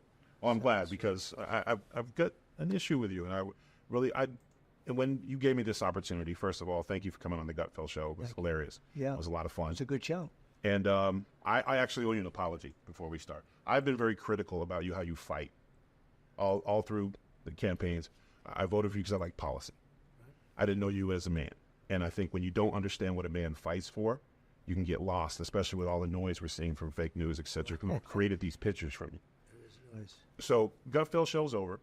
Cameras are off. We go backstage, and I expected you to be like every politician or anybody I've ever celebrity I've bodyguarded for, and you met my family, and you talked to my daughter. Mm-hmm. My daughter is 10 years old. Her name is Georgie. You guys talked for 20 minutes. If nobody knew, you could have been her grandfather, and you were talking about her horses and her dreams. And I was sitting there, and I was like, I have been so wrong about this man because I never understood why you fight the way you fight. You're a family man. I am. Well, You're a father. And your daughters are gorgeous, really, and your wife, the whole thing. I mean, you have got some setup, I'll tell you. But your family's great, and you're great, and you've really done something, and you've captured a certain spirit. You know, a friend of mine who's very smart, he's also a very big guy. He said, because I'm big and strong, people think I'm not the smartest guy. Oh, I know. Okay? You are a really smart guy. And I see it, and I've watched it, and I like the show. And we have the privilege of having had the highest rating in the history of the show when I did it a couple of weeks ago. That was his highest Of all rating. time. Of all time, yeah. We beat network television. You beat everybody. And they were up 35 million homes, right. That's and it was a landslide. Yep. Now, you're putting it on me. I'm throwing it back to you, Mr. President. Go ahead. Why do we not hear more about Donald Trump, the father, the grandfather, and I did a deep dive. There are some things you have done that when they say those horrible things like he's Hitler, he's a racist, did they not forget in 1991 what you did with Nelson Mandela? Would you care to share that? Because I would love to hear that. I never talk about it. No, you do not. And I know why, because you're a man. Yeah. I mean, I just have great relationships with a lot of people. People say that, you know, a little bit like you do. I don't think it's a narrative the press likes. Maybe it's not even a narrative that I should have. We have to protect our country, and maybe we should let the other side. I don't even call them the enemy. I think we have more of an enemy from within than we do from outside. You know, if you have a smart president, they talk about China and Russia and everything else. If you have a smart president, they're not going to be the problem. We have a bigger problem from within, and they hate it. I noticed today they were saying, he said the enemy from within. Of course, it's Adam Schiff. These are bad people. These are sick people and bad people, and it's true. But I think it's a narrative that they don't like, frankly. I think the fake news, a term I think I came up with. I'm very proud. Oh, you did. You coined it. It's not you tough. should probably trademark it, but you know, I'm not going to. Yeah, I should try. I'm not going to give you business tips. But you know, it's funny because it's a great term, but it's actually not strong enough because it's beyond fake. It's really bad. Nelson Mandela and 80 of his constituents were trying to come to the United States. Yeah. The United States government wasn't helping him. No one was helping him. You chartered a 727 plane for their entire trip. Yeah. How is somebody, and it's crazy because you can talk about anything, and why is it hard for you to talk about the things you've done? It runs in your family. Your father helped build a synagogue. I mean, why do we not know those things? It's something that I've never. I love doing it. I don't need praise for it. I don't. We all like a certain level of praise, but I've never. I just like helping people. I help a lot of people, and I enjoy doing it, and I never talk about it. It's nice that you bring it up. I also think it's not a narrative that the press likes talking about, for me. No, but I think it would help a lot of the American people who have been misled, I myself included. Now, listen, I'm voting for you now because of the man you are, not just because of the policies, because not every American will get the opportunity that I had to saw who you were backstage. And that's why I have this list. I mean, I have testimonials.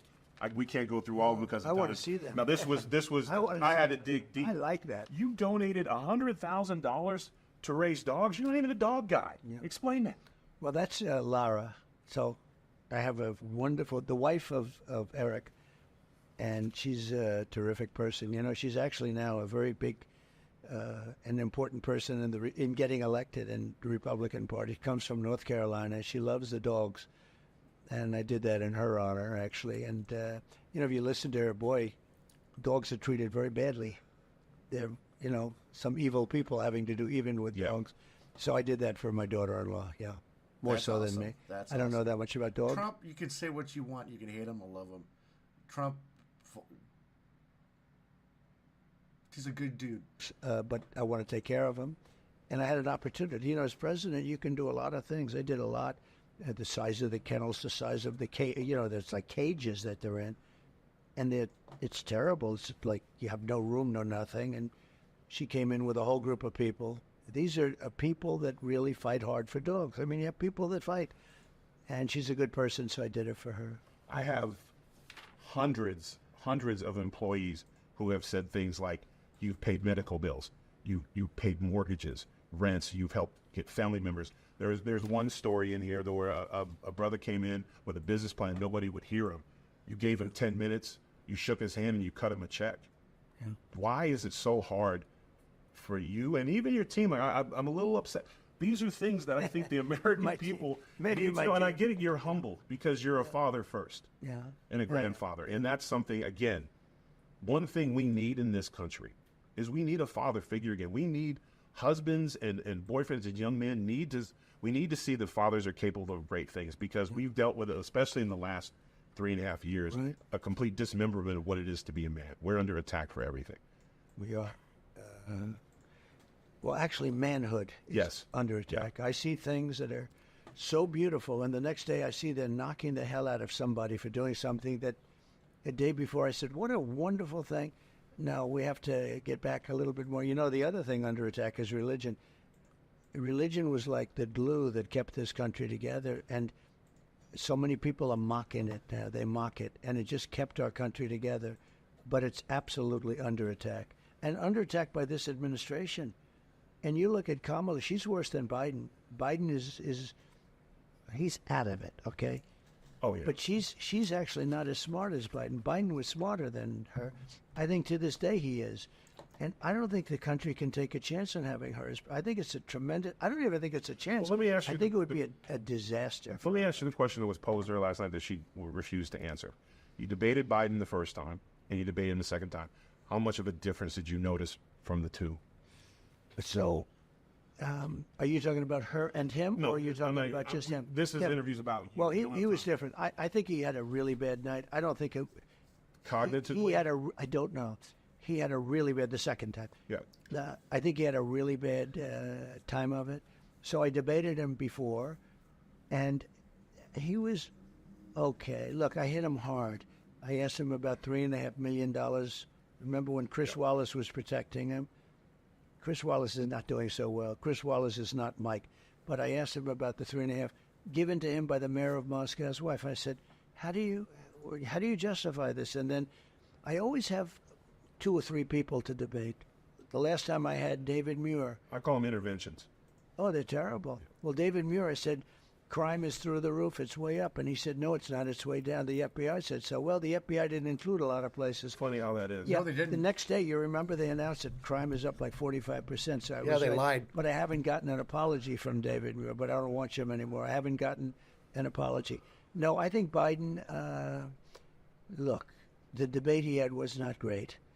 But I think that he's a step above her, actually. Speaking of apologies, the brave men and women on the border, especially the horse division, that their lives were put in shambles. One of the things I have on my policy list was that would you consider giving them a day at the White House, a moment to be recognized? Are we talking where they were saying about the whips and everything yes. else, which didn't exist? Not just them, but their families. When the President of the United States comes out and condemns them. You do it. You set it up. We win, I'm there, because I said we have to win. If we don't win, we're not going to have a country. You're right. They were brutalized. You know, it's interesting. These people are not smart, but they're vicious. They're very vicious. And you see it. It's like fascist. It's like Marxist. I don't know what the hell it is. But the level, look at me, the weaponization of the Justice Department. Nobody's ever seen anything like it. America, again, this is not hyperbole. This is a guy, I don't fly private jets. I fly every airport I go to all over the country. 4 years ago. Are you able to use like one seat? Because you are. First class. First class, First of class, course. one Yes, seat. yeah, one seat. Yeah. Well, that means you have to stay wealthy. Well, right? or keep billing Fox. One or the other. That's even better. But yeah, I like that even yeah, better. outsource the bill. But again, it when I think about the verbiage and the things that are said about you, even after we don't even know how many assassination attempts there has been, but we know two. One of the things that when you, in that moment, when you stood up and you yelled, fight, fight, fight, again, that's where I'm seeing the father. It wasn't about you. It was letting your family know you're okay, and you're more concerned about the people. But yet, I'm still waiting for the interview to talk to you about that. Why are we not sharing in that? That was a tremendous moment. I was in Oklahoma doing a stand-up show, and I thought I was going to cancel because I wasn't leaving the TV screen because I'm watching an assassination attempt on our president. People were watching that. There's no question about it. That was a big deal. But I went anyways to the show thinking no one would come, and they came. And instead of doing a stand-up show, I did a Q&A talk about it. And there was a lot of veterans that were there that were talking about how much they support you and they believe in you, and that they were generally concerned, but they said they had no fear because when they saw you stand, you stood for them. Because veterans, our police, our first responders have been, forget the moral outrage of how they're treated. They've been the funding, stuff like that. Sure. And you have been doing some stuff with taxes. Now, I did a little bit, and I'm not a mathematician, but I did a little bit of checking. One of the things, one of the policies, like, would you consider thinking about for our veterans, for those who serve, for those who are police department, to where their taxation is the fact that they're giving their bodies to this country, instead of having to pay taxes? None of these cities want to give them raises, so at least let them keep their money. You know, I've never heard that before, and it's like a very interesting thing. It's the kind of thing you would think of, right? Because they have been treated so terribly. It's going to take more than a hug.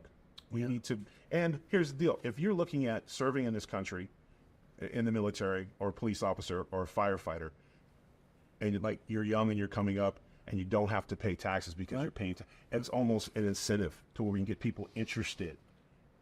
And other countries do that, as you know. Yeah. Other countries do that. Of course they do. In spades. Yeah, it's something I would think about. You know, it's something that nobody ever brought up. I've never heard it. It's interesting you're bringing it up. You're like my tax person there. But, yeah, I mean, something has to be done. Yes. And we have to attract I think people. you're the president to do it. Well, the military is now not attracting people. They're not going in.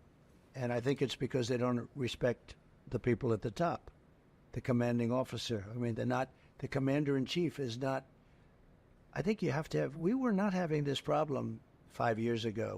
We have problems in the military right now. You know, the one thing I will say, though, and I tell the story, we really did a great job with our military. I rebuilt the military, right? And we got rid of ISIS. And I got to know them during this very short period of time. It was supposed to take 5 years. We did it in about a month. Remember that? Yep. And I got to know the real military, not these guys that are woke and that are like, you know, like, should I mention them? Yeah. I think we get it with the woke. No. Yeah. With I'm knowing, trust me. With Millie and Estapens. Yes. And, I mean, look, I guess Mattis is a nice guy, but we have people in there that are much different. Not the people on television, the people that got rid of ISIS quickly. I was told it was going to take 5 years, and we did it in a matter of literal weeks. And I said, this is a great military. And by the way, they're not woke. You could never make them woke. These are guys, you will never, ever make them woke. But they did a great job. Great job. Now, you brought us Space Force. Yeah. And with now partnering with Elon Musk and stuff, I think we're going to have some great things. But one of the things I've been very critical of this administration is that I think we need to have a school force. We need to make our schools hard targets. And there's no, again, looking for employment for our servicemen when they come out. Because I feel like what's happening in our schools isn't a police thing, it's a military thing. Because they are trained to look for these signs and stuff. If we had military, not necessarily military, but they'll be coming over if we use social workers, military police, and we each. So let me ask you this. So what about teachers that are in the military and they're teachers, they leave the military, they become history teachers, they become math teachers, and they're in the room and they get to know the students and they know how to use a gun. You can't have people that don't have any idea about what to do with guns. But people that were in the military, that are in the classroom, and they have access to guns, whether it's on them or in a little safe or something. You know, the problem is if it's in a safe, it takes a long time to get it, right? So, you know, but sometimes I think, and I've heard that and I've thought about it a lot, and in some ways I like that more than just having police standing someplace in the building. Do you like that idea? It would be a small percentage of the teachers, like 5%, but that would be much more than you would ever have with... Anything is better than nothing. Our banks are safer than our schools, and our greatest investment are our kids. Yeah. So I have an issue with that. And here's the deal. I've learned a lot about this administration trying to get things done and talking to people. I speak with a lot of mayors and a lot of my travels and stuff. And this administration was supposed to be all about the environment and the Green New Deal and all that crap. But it's amazing. So You notice how that stopped? I'm in the middle of a campaign, hopefully the end of a campaign, and it's going to be successful. But we're in a campaign. Nobody ever talks about the environment. They don't talk about it. They want clean air. They want clean water. This Green New scam is the worst thing that's ever happened. They're destroying the windmills all over the place. You fly over these gorgeous areas, you have windmills going all over. You're not going to have any birds around, and the ones in the ocean are messing up the whales. Windmills were great back when we all had buggy whips, and carts. Yeah, they were much nicer then. Actually, they were actually much nicer. No, when you think of what they've done, though, with all of the money that they spent, trillions and trillions of dollars. China does nothing, by the way, just so you understand. No, China, India, absolutely no. not. No, they don't do anything. And by the way, that flies right over our country. You do understand. Yeah. Those winds, 4.5 days, it's over. So here we are. It costs us twice to make a product, 3 times, 4 times, 5 times. And we're trying to keep everything nice and clean. But the wind's flying in from China, India, and every place else. It's crazy, isn't it? Well, one of the things, the EP, one of the things that because living in Louisiana, we have a horrible problem with sewage and water overfills and things like that. And the budget for these mayors have this budget for the sewage, but yet nothing's ever done, right? These engineers and their plans are based off how much money they get opposed to solving the problem. Right. So Mike Rowe told me about a company. Good guy. Oh, yeah. Mike, let me put my glasses on. I want to get this right. I can't believe you wear glasses, huh? 50. Sewage Century, right? Brad Colbert, I believe you knew his father on the Texas Rangers. Yep. So they came up with this little tiny invention. It's like this, like a mushroom, a little ball in it. And when you put it in the manholes, it separates the gas, and the little ball comes up, and the water can't come out the manhole. So the sewage water doesn't spill into overflows. It costs $0.25. You don't need a committee for it. You just put them in. I think one city was like $250,000 opposed to the $20 million they spent, and it pays for itself in a year and it's done. So here I am in Louisiana. I go, oh, this is great, and we have to form a committee. We have to do this. Well, you have a great new governor in Louisiana. I bet you'd take a look at it because your new governor, a Republican, is he was the attorney general. Now he's a governor. So if you give me that, I'll send it to him. Okay. Oh, thank you, sir. Sounds good, right? Yeah. Why is that something? I mean, it's a big problem and. It's a problem everywhere. Our drinking water, the fluoride in it, we're seeing, and then now we're seeing sewage, and it's a lot of autoimmune diseases are happening with our kids. If you give me, I will send it, and I'll bet you get action. I moved. One, because my daughter's an equestrian now, and I had to move to New Jersey. But we eventually had to move because not only that, what we're seeing with the hurricane storms, the insurance companies jacking up. Now I'm blessed to make a good living, but I'm not paying $300,000 a year in house taxes. So I made insurance is one of the biggest increases, and it's happened in the last 4 years.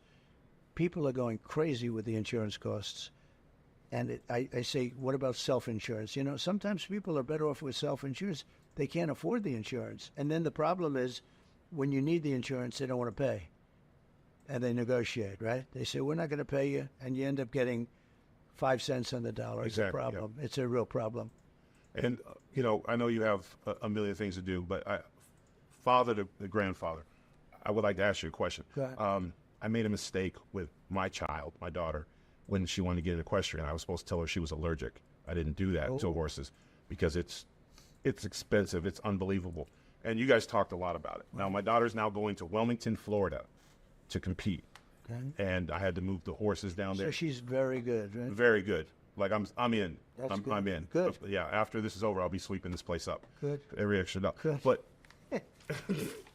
your granddaughters and your family, do they ride horses as well? They do equestrian? Not too much.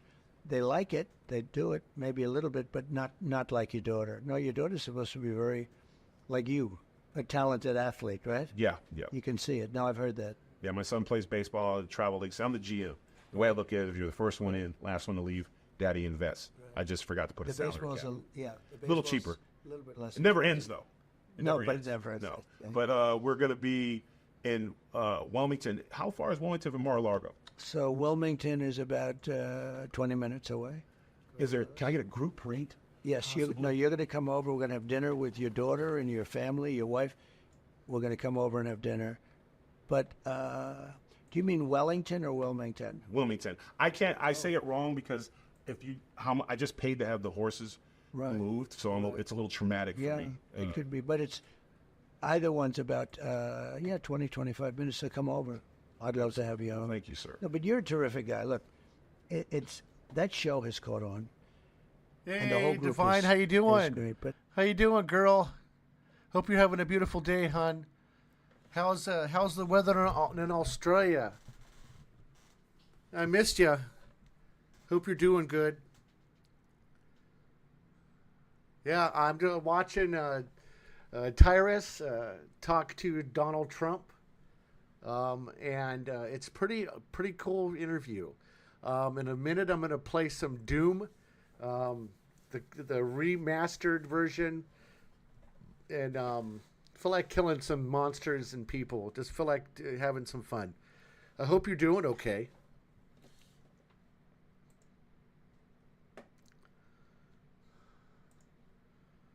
There, here you go. How you doing, girl? It's a beautiful day in California. Everybody, please, please, please.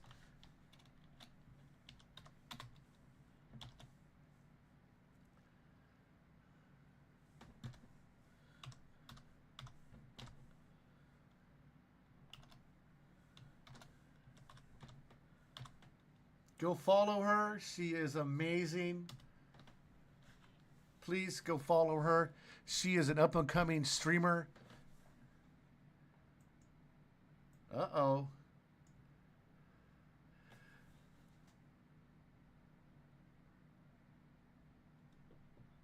Yeah, I know, big hugs. It's been hard the couple last month days. I'm doing okay though. It's good to see you. Good to see you. It's good to see you. It's an interesting thing going on right now in my life. Mom's doing better. Mom's doing okay. My son's doing okay. Still hasn't gotten a job. He works with his mom. Yeah, you're very welcome. Huh? You're very welcome, Con. You're very welcome. I always shout out my friends when they pop into my stream. So right now we're watching Trump talk to Tyrus. He's I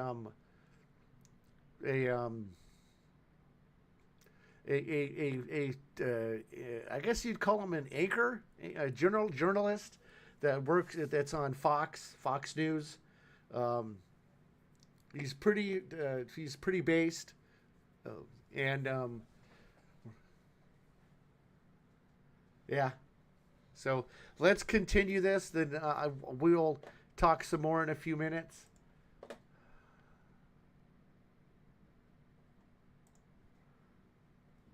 But I've always watched you. You always were defending me, and a lot of people don't defend me, and I like people that defend me because I think I'm doing the right thing. And we have a lot of bad people in our country, We have a lot of people that you almost say they must hate our country because what they do is so bad for our country. But I just have always... Well, I'm not allergic to straight talk. Yeah. And every man of consequence that I learned... What do you need to know? What problems are you having with your OBS? Or are you just learning the OBS right now, so you're kind of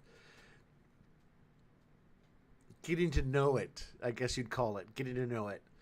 Because I know with Switch, you have to have a certain device that you can hook up to it so you can stream it on your on OBS. I think I know, because that's what Hunger said that I'd have to do. You can't just hook it up to your computer and play it that way. Not understanding the whole thing. Damn, that's harsh. That's harsh. What aspect are you trying to figure out? Because I know for one thing, it took me a while to get to know OBS. I still have areas of it that I'm not completely clear with. What to do in this situation, what to do in that situation, I don't really. Yeah, I don't. I'm still learning it still too. You know what? Let's get off of this. I will save this. How to use it in stream. Okay. Okay. Let's see here. So this is... Oh, come on. Get off of that. Come on. Get off of that. Okay, this is my OBS. Oh, this is my Streamlabs. I have Streamlabs. Streamlabs OBS. Do you have just regular OBS? Do you have Streamlabs or do you have just regular OBS? That's what I need to know.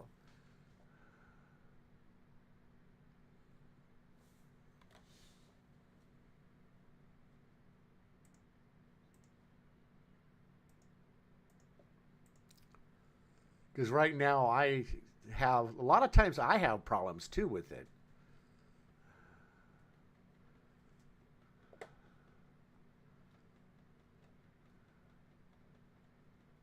I got like 15 different freaking screens. Streamlabs on phone and normal OBS on laptop. Okay, so I have Streamlabs. Let's see here.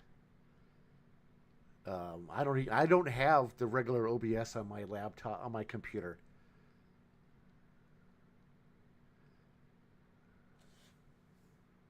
I'd have to say, but you have Streamlabs on your phone. Okay, so you have Streamlabs on my phone. I don't even understand how to use Streamlabs on my phone.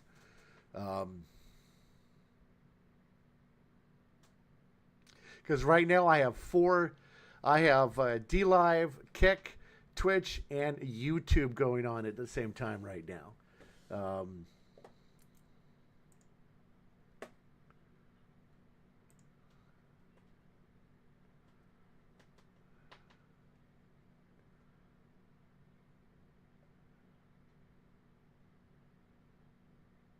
I need to find myself a beautiful woman to have, to date. I really do. I don't have a girlfriend. Don't have this special someone. And it stinks.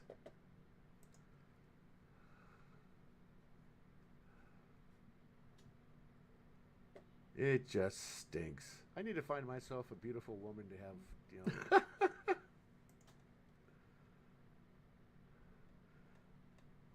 Because right now I'm just pretty much streaming the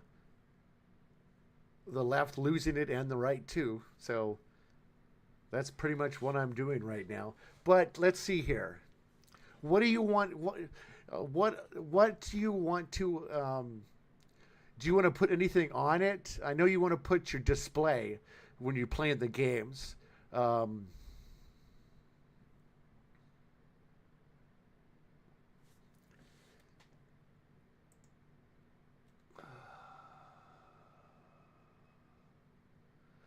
So I know the phone, the Streamlabs phone, can be somewhat difficult to show, to do.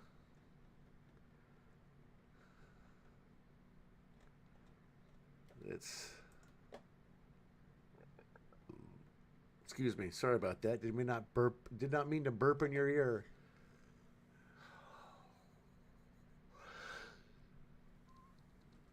Oh, jeez.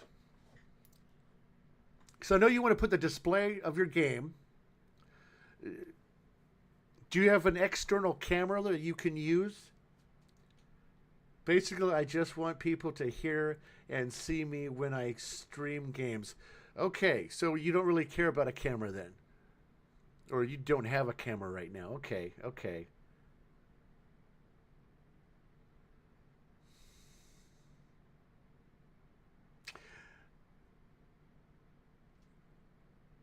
Oh, man.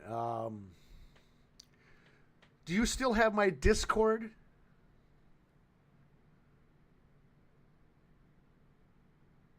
Because if I can kind of see what we can do, but again, if you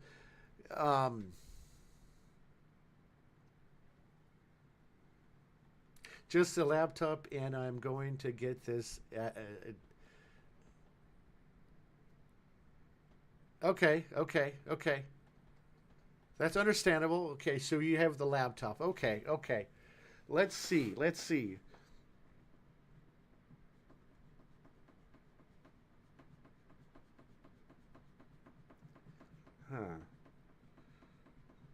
Because if you want to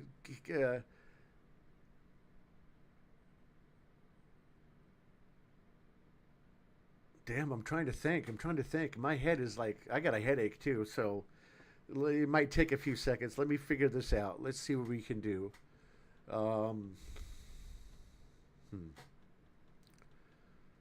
Yeah, guys, I'm talking to my friend. This is the Divine K Raven. Give her a follow. She's amazing. I have a shout out up a couple places above in the chat. Go follow her. Give her some love. She's a new streamer who I hasn't been streaming for very long, and she's having some problems with her OBS. Not problems, but just trying to get it started so she can stream games and talk to people as they watch her stream. So pretty much right now, yeah, for about a month. That's right. Yeah. Wow. Here, give her some love.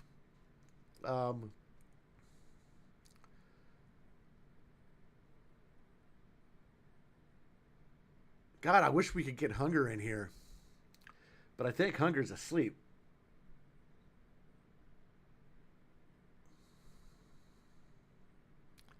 Because I know Hunger could jump and get you all situated. We might be able to do it. Just trying to think my head about how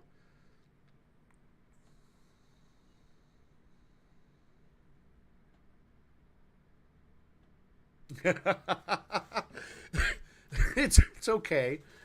I'm still a noob. I have to admit it. I am still a noob. There's moments that I have OBS completely just fart on me, and then my mind goes completely haywire. Because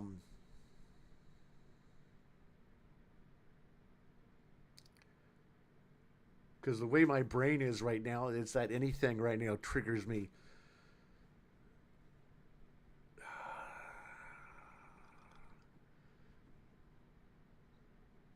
Yeah, I bet it is a dream come true for you and for me.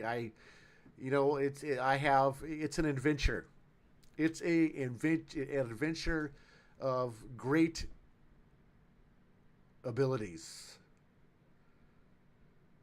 What we have is what we can have, but we will have what we have. Okay.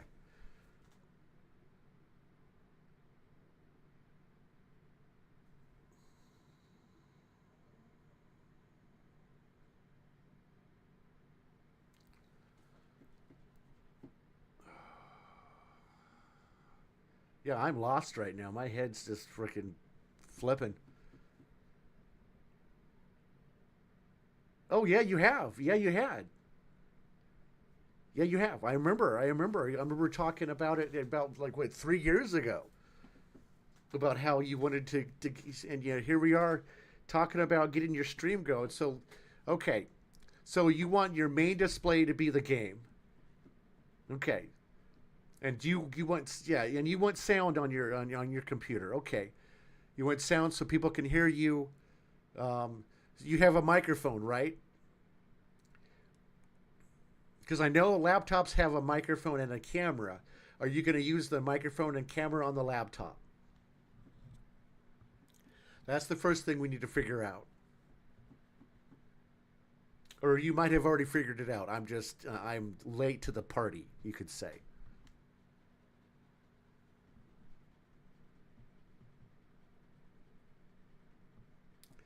Because I'm always late to parties.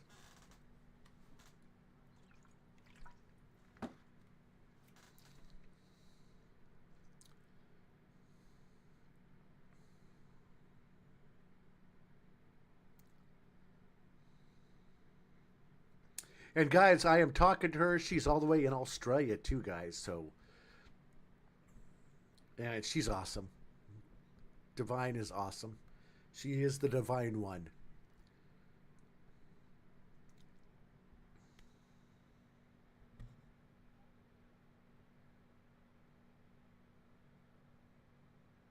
I mean, I've always wanted to stream, and here I am streaming on the internet right now on Kick, Twitch. Unfortunately, I don't have gaming headphones yet, or extra cam or microphone, just the laptop mic. Okay, no, that's fine. That's fine. That's what I used when I had my laptop, with the laptop that Hunger and Bridget gave me.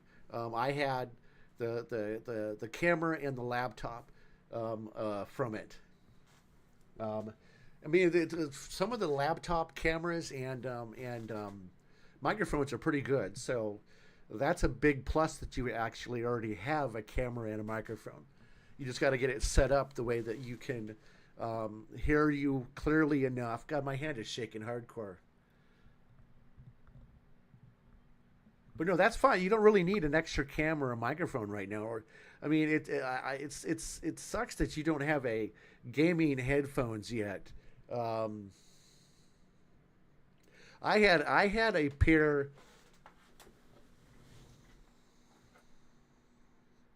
pair of old headphones. I don't know where I put them though. That's the problem. Damn. We'll have to figure that. I don't have controller. Oh, you don't have you okay, you do have a controller. Okay, good. That's good. That's good. That's good. That's good. So it sounds like you have everything you need to start streaming. You're just having a problem starting it up on OBS. Okay. Okay. So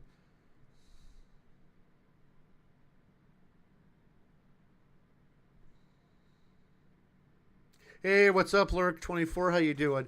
I'm talking to my friend Divine K Raven, who's in Australia, and we're I'm gonna see if I can help her get her OBS set up so we can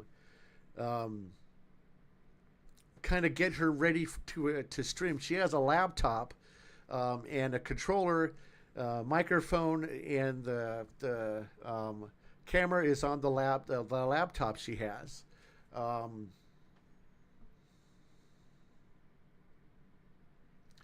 Now, are you going to use, because I know on OBS and OBS Streamlabs, you can basically, you can do the basic display capture, or you can do the game capture. With the game capture, you can set it up to the game specifically for the game you want to play, instead of having the display, which displays everything you have on the screen.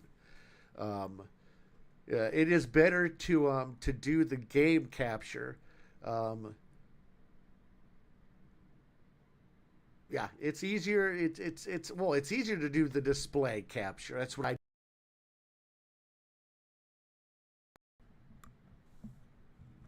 That's what I do on mine.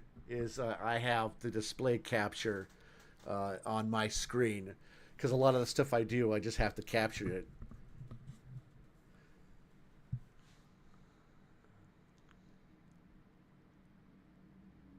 I'm just finishing off my cigarette, and I'll jump on the laptop. Yeah, I hope you don't jump on the laptop. I hope not. I don't want you to hurt yourself. Oh, Divine, I missed you. I missed you a lot. I miss everybody. I don't see that many, unless I'm in Hunger's stream. I don't really see many of them. Had Pew show up last couple days ago in my stream, which is pretty cool. He got like 9 inches of snow if you saw Hunger's Chaos chat. 9 inches of snow. That's fucking crazy. Well, I have a lot of shit on my screen. Hold on here. Let's take...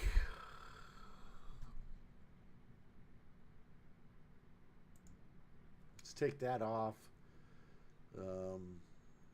Take that off.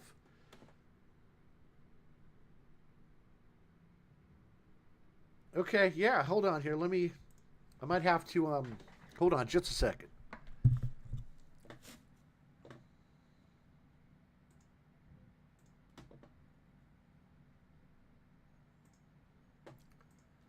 Let me get my Discord up. Hold on just a second, girl.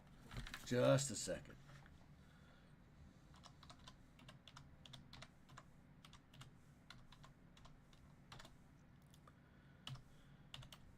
Oops.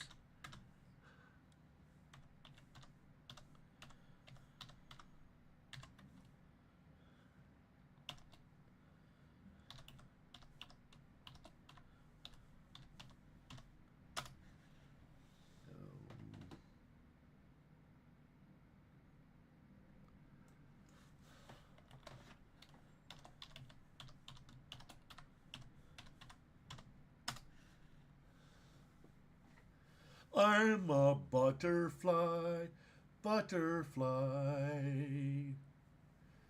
Okay.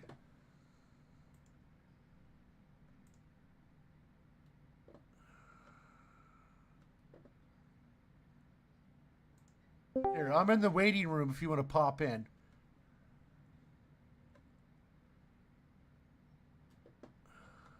I'm in the waiting room. Just pop in the waiting room.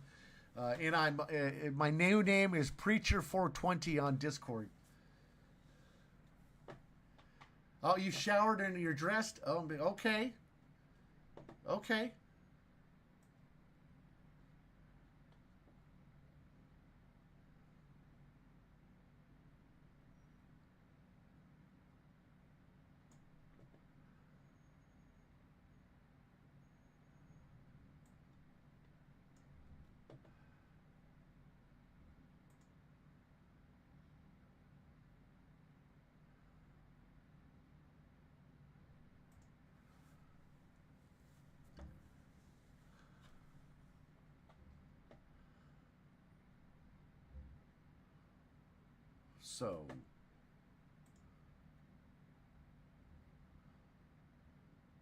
So over the range of the balls and the big fat trains, everyone knows that the big fat truck grows.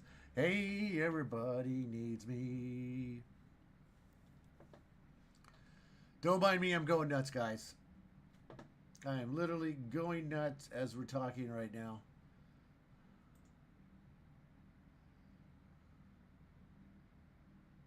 Okay, take your time. There's no rush, hon.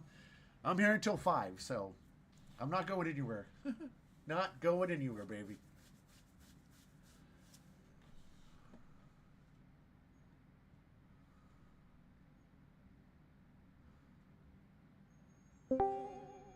Well, hello.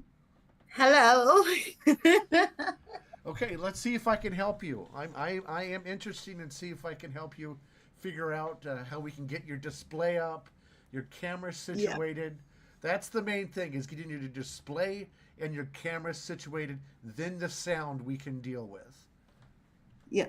Okay. So, edit channel. No, I don't want to edit channel.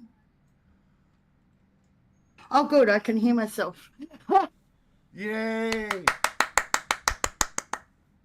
Yay! Okay, I just can't see myself. This is weird.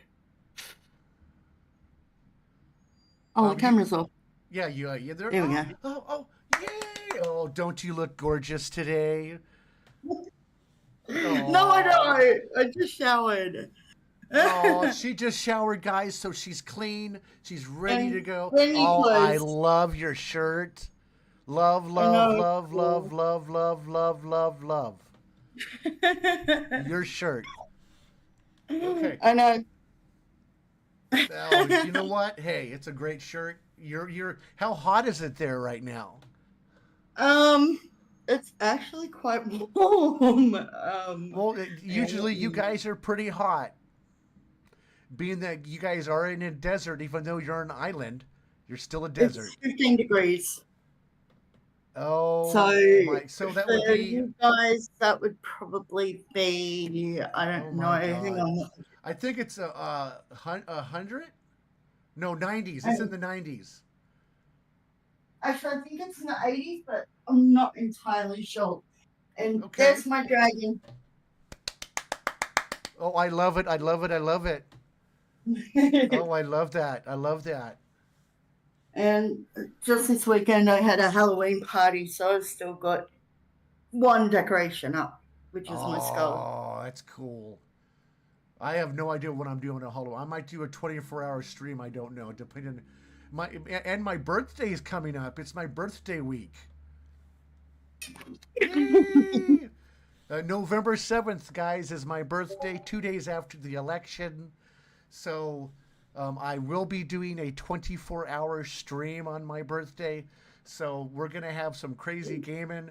I am gonna be playing if I can get it. My son is getting a Christmas present from Grandpa. 3 months of Game Pass, Xbox Game Pass. And I'm going to be playing Call of Duty Black Ops 6. Yes. And I will be starting out with the campaign, not the online gaming stuff. I will be starting out with the campaign. Because with Xbox Game Pass, you get to play it for free. So yeah, I cannot wait. Cannot wait. So 18 to hang on. 18 degrees is 64.4. That's so not it's bad. that That's warm. not bad. It's like 50s. It's like 50. Oh, the computer's not displaying. There we go. Yeah, okay. So that's in the 60s. That's actually pretty good for you guys. Oh, it's Yeah, 60, it's it is not 60 too degrees bad. here in Napa, California, guys. Okay, so what I want you to try to do is, have you opened OBS yet? I'm just about to. Okay, so the first thing we need to do is open OBS up. Yeah. Okay. I probably just dropped out. No, you're still here. Okay. Okay, cool. All right. OBS. Well, at least the mic on the laptop's actually really good. Yeah, the mic is located by the camera. If you look at it, you'll see like a little, like a dot next to the camera. That's how it looks on my computer. So, but I don't know where the mic is on yours, but you sound really good. Yeah, I have no clue where the mic is on this because it's the partner's It's his laptop. Okay. It's his laptop. He said I could stream and game from it, so I was like, "Yay! Yay!" That is awesome. That is awesome, guys. Let's drop that down. Oh, oops. Okay, I don't know what I just did then.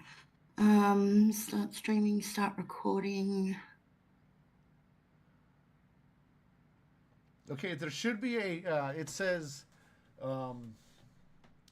there should be, okay, when you have OBS out, you see the display, and then underneath the display, there should be, sources. Okay, hang on.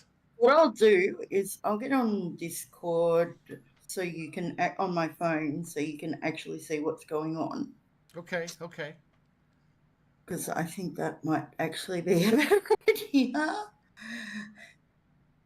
If it'll work.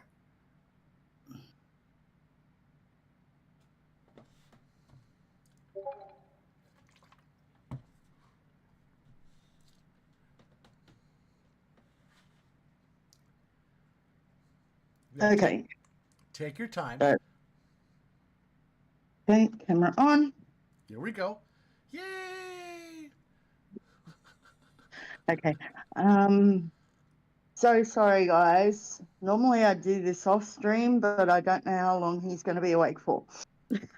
So that's what I'm looking at right now.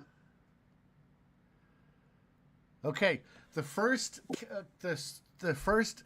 column on the I guess it would be your left. So go pan down. Pan down. Okay, right there it says scenes. Scenes, yes. Okay, if you want to open, okay, that's the scene you're on. No, next to it says sources, right? Yep. Okay, click on the source. Mm-hmm. Come on. Click. Okay. There should. Oh. I don't have any sources apparently. Oh, go down. See the plus symbol underneath the sources. It should be a plus symbol. Click on that. Yep. Okay. Oh. That's all your sources. Go find display or camera. Why don't you redo the camera first? Display. Okay, so I've got camera. Game capture, display capture is. Display capture would be like if you want to display your screen on your computer. Oh, okay. Okay. Oh, wow. I don't know. See, this is why I'm like absolutely confused. Okay, yeah, I'm confused. It's been a while since I've used OBS. Should I just wait until Lord? You know what? Yeah, why don't we? Because I don't know how to use OBS. I use Streamlabs. Okay. That's like no. We can still hang out if you want. It's up to you if you want whatever you want to do. Oh, I want to hang. Okay. But no, yeah. What I usually do is I'll do a source. If I want to display, like, say, if I'm watching it, a thing on YouTube, I do a display, and then I click on the YouTube source and show that. Okay, that's right. But if I'm playing a game, I'll go in and I'll do a game capture. So you just because if you want to do the game capture, you can actually set it to the game that you want to play, or you can make it random. When you do random, it just once you go into and play the game, it'll display it right on the screen. Okay. That's the difference between display, but you can you can also do you can do the display and still show the game. Okay. Yeah, you can use either or. You can use either or. That's how it works. Yeah. Yeah. Because I also found that you can stream mobile games onto the laptop as well, and the Nintendo Switch games. Yes. Which Hunger would know more about the using the mobile and the Switch games. I don't really know because I'm a PC dude, so pretty much that's what I would do. So, like, if I could, I'd have loads more games to stream if I could do the Nintendo Switch on the computer. But I've actually asked Lord. He doesn't know much about the Nintendo Switch. Because there's like a device you have to get. Yeah, there's like a device you have to get. Actually, no, it just needs a game capture card. Oh, you That's all actually, it needs. Well, at least from my research, that's all it's telling me is that I just need a game capture card, which apparently there's already a game capture on the laptop. So. Yes. That's another thing. We'll have to figure out is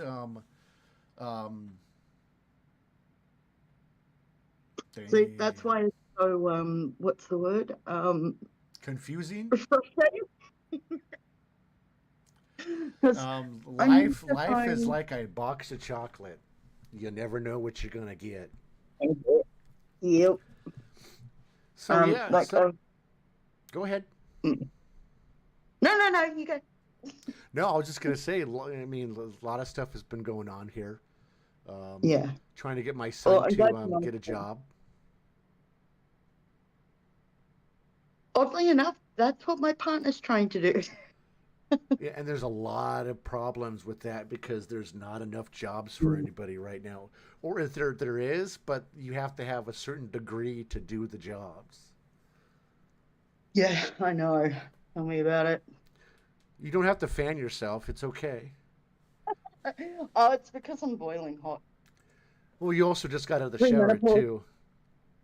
Well, yeah, but premenopause, if you can see, it's causing a little bit of hot flushes. Okay. Well, if you need to get up and get a glass of water, go for it, girl. Got the Coke. Oh, I that's know, even I know. better. Stand to mine. Stand to mine. Stand to mine.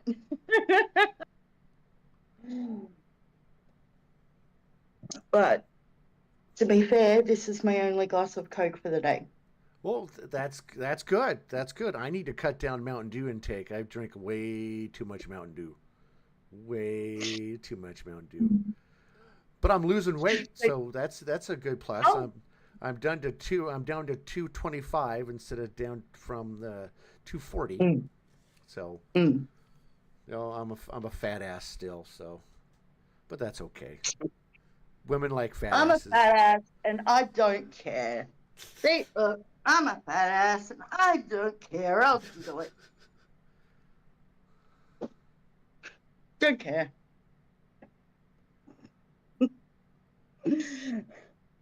You know, it's also hard being a goth girl who wears coloured clothing but makes everyone go, why do you have a dragon and a skull? Yep. Because I'm a goth girl. Just don't look the Yeah, I part. need to find myself a girlfriend here in my Oh. hometown. Well, I found my partner at the local pub. That's cool. Because that's where I was living at the time. There you go. But now, for the last year, I've been more situated. Everything's more calmed down. I've been in this place for nearly a year now. Well, way to go, girl. Life is hard, I know, and it's cool to have someone in your life. It is.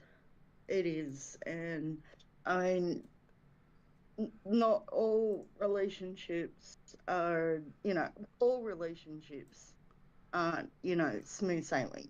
There's No. always ups and downs, ups and downs. And Yeah. We've had our ups and downs, and we're going through a really stressful time right now, but we're moving forward, both of us. I had the courage. He got a laptop, and I had the courage to say, "Hey, can I borrow your laptop so I can game and stream?" That's cool. That's cool. And he said, "Yeah," because he knows that I've been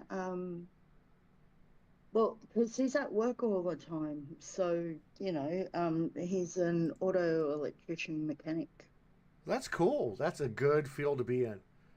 That is definitely a good field to be in. It is, My and- best friend actually is a mechanic, tire repair guy, so I know. And he's been doing it since he was, freshly out of high school. Oh, he's been doing it for like 10 years, nearly 10 years now. 9 years. 10 years next year sometime. So, yeah. Hang on, I'm just going to turn the camera off. That's fine. Go for it. Just because some people, they get motion sickness when the camera's moving around all the time. Yeah. I don't have that problem for some reason. I don't really. Because we're gamers, that's why. Gamers don't have that issue. Like, if gaming is more your thing, Yeah. the motion, because of games that we grew up with, from the early 90s and up, we had to get used to that motion. Oh yeah, I've been playing video games since Wolfenstein 3D, which came out in 1990, I believe. So I've been playing for quite some time. Well, I mean, I've been playing Garfield and things like that for since 1980 something. Oh, yeah, those can be very jumpy, yes. And I mean, some of the games that I absolutely adore, which is Spyro and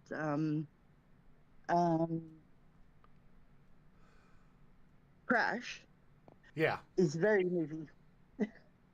So you kind of have to get used to the movement. Oh, no, that's a fly. Okay, sorry, I thought I saw a spider and was going to have to Run spray the outside. bottom. Yeah, that's why you can hear chickens and roosters and the horn going beep, beep, beep, beep. Sorry, Yeah. I'm having another cig. When I get stressed, I have cigarettes. That's okay. That's okay. It's, you know, hey, you got to do what you got to do. I understand. I understand. It's been a bit, it's been a long day today, but you know what? I'm enjoying myself. I'm doing what I want to do. I'm streaming. I am moving up on the ladder. Haven't gotten any subs, but again, this is me grinding. Well, I mean, that's the thing. Like, the way I see it is, if you're streaming and you're not having fun, no one else is going to watch. They either want to see drama or fun. Hey, Prez, how you doing on Twitch? How you doing, buddy? Yeah. Perez, I met him through TikTok. He records his own music. Let's see here. Hold on here. Let's see here. How can I? Because he wants me to play a song for him. Let's see if I can do this.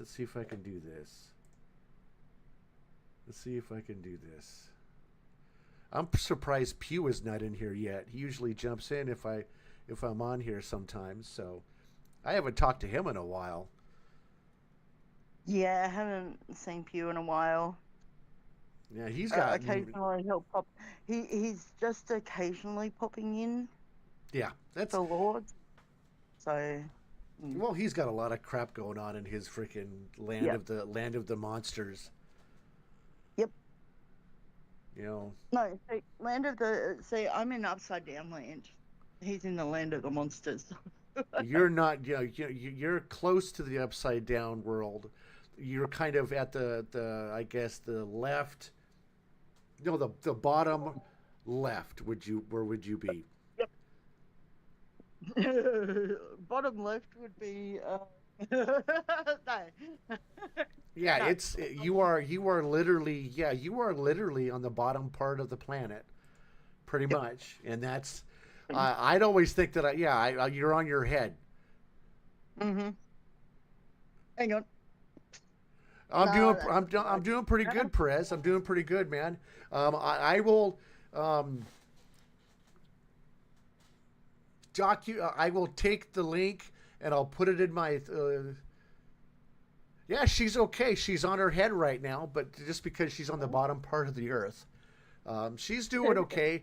It's in the 60s, but she's enjoying herself. Yeah. I know. I'll play your music. I love your music, Perez, man. I love your music. I need to, because I need to get back on TikTok, because I was talking to a lot of different promoters and bands. There's a lot of metal bands on TikTok. It's insane how many people are on there playing music. Oh. Well, yeah, there's a lot of promoters on TikTok. See, I didn't know there was a lot of promoters that promote all kinds of music. Yeah, me either. So it's nice to meet new people, even though you're, because I'm gonna get back on Facebook. I'm gonna open a new account on Facebook. It'll be under Preacher 420. I have not set it at. I need to get better with production. I need to clean these. Yeah, well, everybody does. There a master class coming out soon with, oh, dude, do it. If you can get into that class, do it, my friend, do it. It'll any kind of thing that shows you how to remaster, how to clean up music. It is a phenomenal thing to do.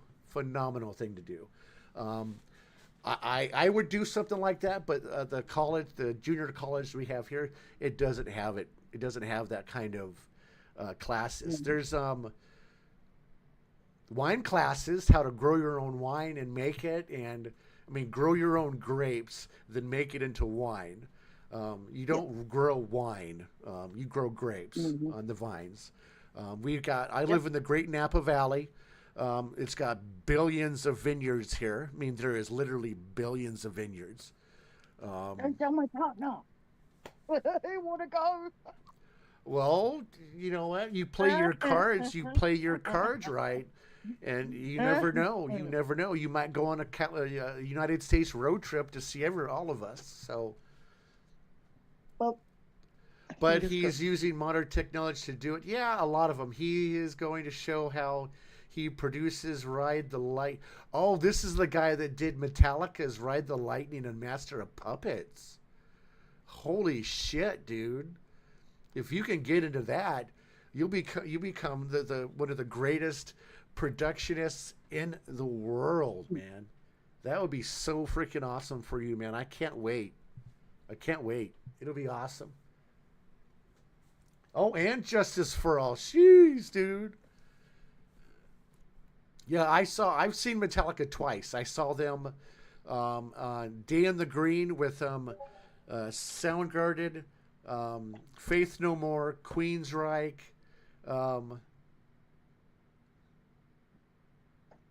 Let's see who else, and Metallica. Five of the biggest bands at that time. It was 1990. I want to say 93. Day in the Green is a concert they put up. It used to be in the Oakland A's, the baseball stadium for the Oakland A's. Open stadium. It was insane, dude. It was insane. Then I saw Metallica by themselves after the Black Album. Over 15 hours. That's going to be a shit show, man. That'll be cool. That'll be cool to see your progressions of learning how to produce better music, how to produce great mixes, remixes, and all the fun stuff, man. That's going to be awesome to see. And I can't wait to see it. I can't wait to see it. Or listen to your music, guys. Guys, this is R. Perez 314. Go follow him. He is on Twitch. Oh, for the price? That's good. That's good. When you can get the prices down to understandable and not have to pay an arm and a leg or another leg, that'll be pretty cool, man. That'll be pretty cool. I can't wait.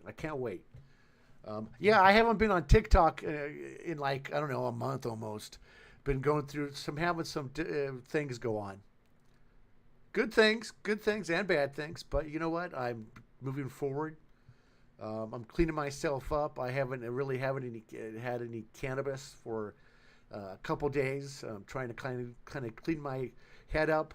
I got sick. I guess there's a condition that if you smoke too much weed, you'll vomit. Yep. Yeah. Been there, done that.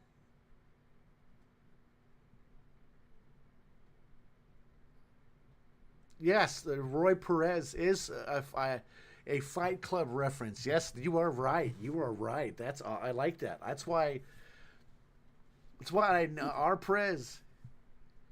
Yes, you could vomit. Yes, if you smoke too much weed. I was stupid and didn't know that. And I mean, I was smoking a lot of weed from I woke up and I went to sleep. Now, if I can get it under control, I'd still like to continue smoking weed. Oh, yes, it is definitely from the caffeine and my doctor said that I might have an allergy for cannabis. Oh, Yes. that sucks. Yes. I would get so nauseated after smoking a bowl. Even eating, I would get nauseated. So I pretty much have... I would say I quit. I am taking a break from cannabis right now. And I didn't really realize how clear my head is right now. My mom says my speech is better. My attitude is better. I'm not having like freakouts at my family. I was having freakouts at my dad, my mom, my son, my aunts, my uncles, my cousins. So yeah, it was insane. Yes, it is possible to have allergies from cannabis, because if nobody knows this, cannabis is considered a weed. And I have allergies from grass, everything.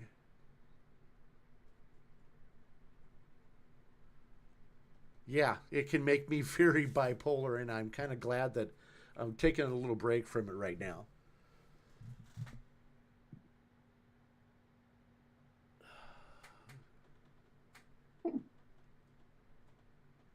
And I know where you live, cannabis is still illegal, right? That was for you, Divine. Yeah, it's still illegal here. Which I'm kind of glad about, but yeah. Unless they can come up with a good enough reason to legalize it, or say that they can use it, it shouldn't be. It shouldn't be legal. I mean, federally here in America, it's still illegal, but statewide, there's states that legalize cannabis.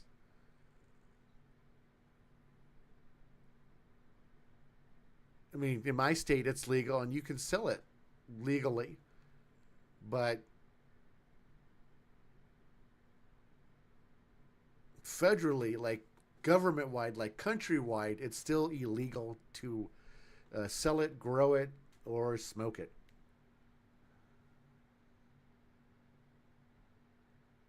Trump says that he will look into legalizing it. I mean, myself, I think weed should be legal. Some people believe. I agree. Huh? I agree. I mean, because myself, for some people like me, it chills me out. Like just having a puff or two. Yeah, you don't even have to smoke it. You can take a gummy and have the same thing. Yeah. Yeah. Like, I mean, you would have to. I would have to cut that gummy into like little tiny bit, but because from what I understand, gummies are higher concentration and depends on what kind of knock you on the gummies. Yeah, it depends on what kind of gummies you get.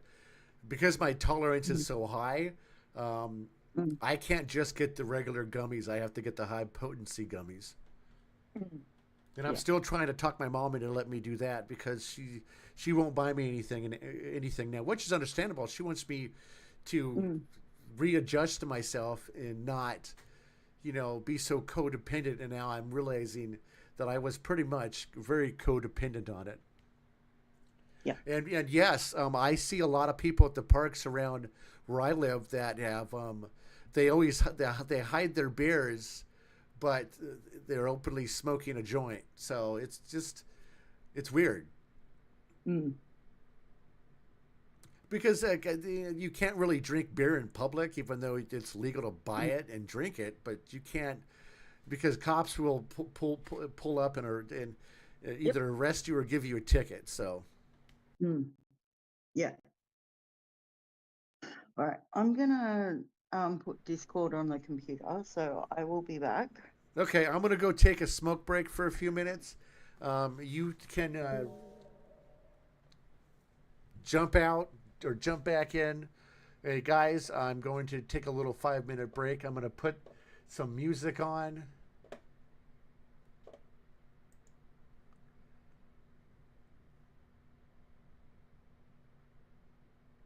Let's see here. Where did I put it? Or I'll put this back on. Let's do that. Oh, hold on. I need to get my Discord back up so I can move it back over here. So I don't really need to have my Discord up.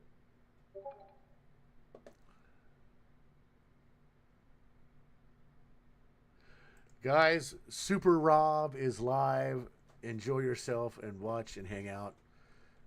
I will leave this here so you guys can watch it for the last few minutes. This is a pretty cool interview with Donald Trump from Tyrus. Tyrus is a pretty awesome guy. If you guys don't follow him, you guys should. I will be back in about 5-6 minutes. So enjoy this. Learned from in my life. Never bullshitted nothing with me. Whether it was Dusty Rhodes, whether it was my football coaches, whether it was anybody I was with, they always told it to me straight, even when I didn't like what I wanted to hear, because I always believed everybody can handle bad news and good news, but no news and bullshit don't piss down my back, as my grandmother used to say, and tell me it's rain. And that's one thing that you have never done. You always, if you don't want to hear it, because the American people can accept bad news, because when we know how bad it is, then we can look forward to getting it better. And that's in this age of endorsements, that's why you have my endorsement, Mr. President. You can take that, a cup of coffee, and do whatever you want with it. It means a lot to me. It does. But, I think this is going to be the most important election in the history of our country. I agree. Because our country is going bad. I hate to say, I wouldn't do this with just politics. Our country is going bad. The things we do. I mean, men playing in women's sports, okay? Absolutely not. It's crazy. And let's not say it's the most important, but it's just crazy, the whole concept. Having no borders, having elections where you're not allowed to ask somebody whether or not they happen to live in the country. Just anybody can walk in. Yeah. It's really wacky, and we're going to get it changed, Cyrus. I believe that. Well, now, I have to ask this because you love sports almost as I do, especially boxing. Yeah, I do. I love. And I love it. Do you miss not being able to do all that stuff? Because like WrestleMania 4 and 5, part of my childhood, inspired me to end up becoming a wrestler. I thank Young Gutfeld for that. I did that. I'm in the WWE Hall of Fame. Yes, you are. And Dana is a good friend of mine with UFC. What a job he's done, right? Dana White is incredible. He's like an incredible guy. And, I was always involved. And I remember in those days, Hulk is a great guy, you have to say. Yeah. He was great. Right? And when he ripped his shirt off, and now listen, I was Mr. Wonderful Paul Orndorff guy, but I got it. But I think that was a great moment. And so you're very quick, and you can talk trash with the best of them. Yeah. Who was the biggest influence? Was it Don King or Muhammad Ali? Because your style is like ours. Like when you comes to talking trash, and I know you hung out with those guys. I know I did the search. I know that you have been. It's hilarious after reading and the stuff I've saw, and I just saw a little bit. It's hard to find, but you have been a regular guy you never cared what color somebody was or who they slept with. All you cared was the content of their character and if they could do the damn job or not.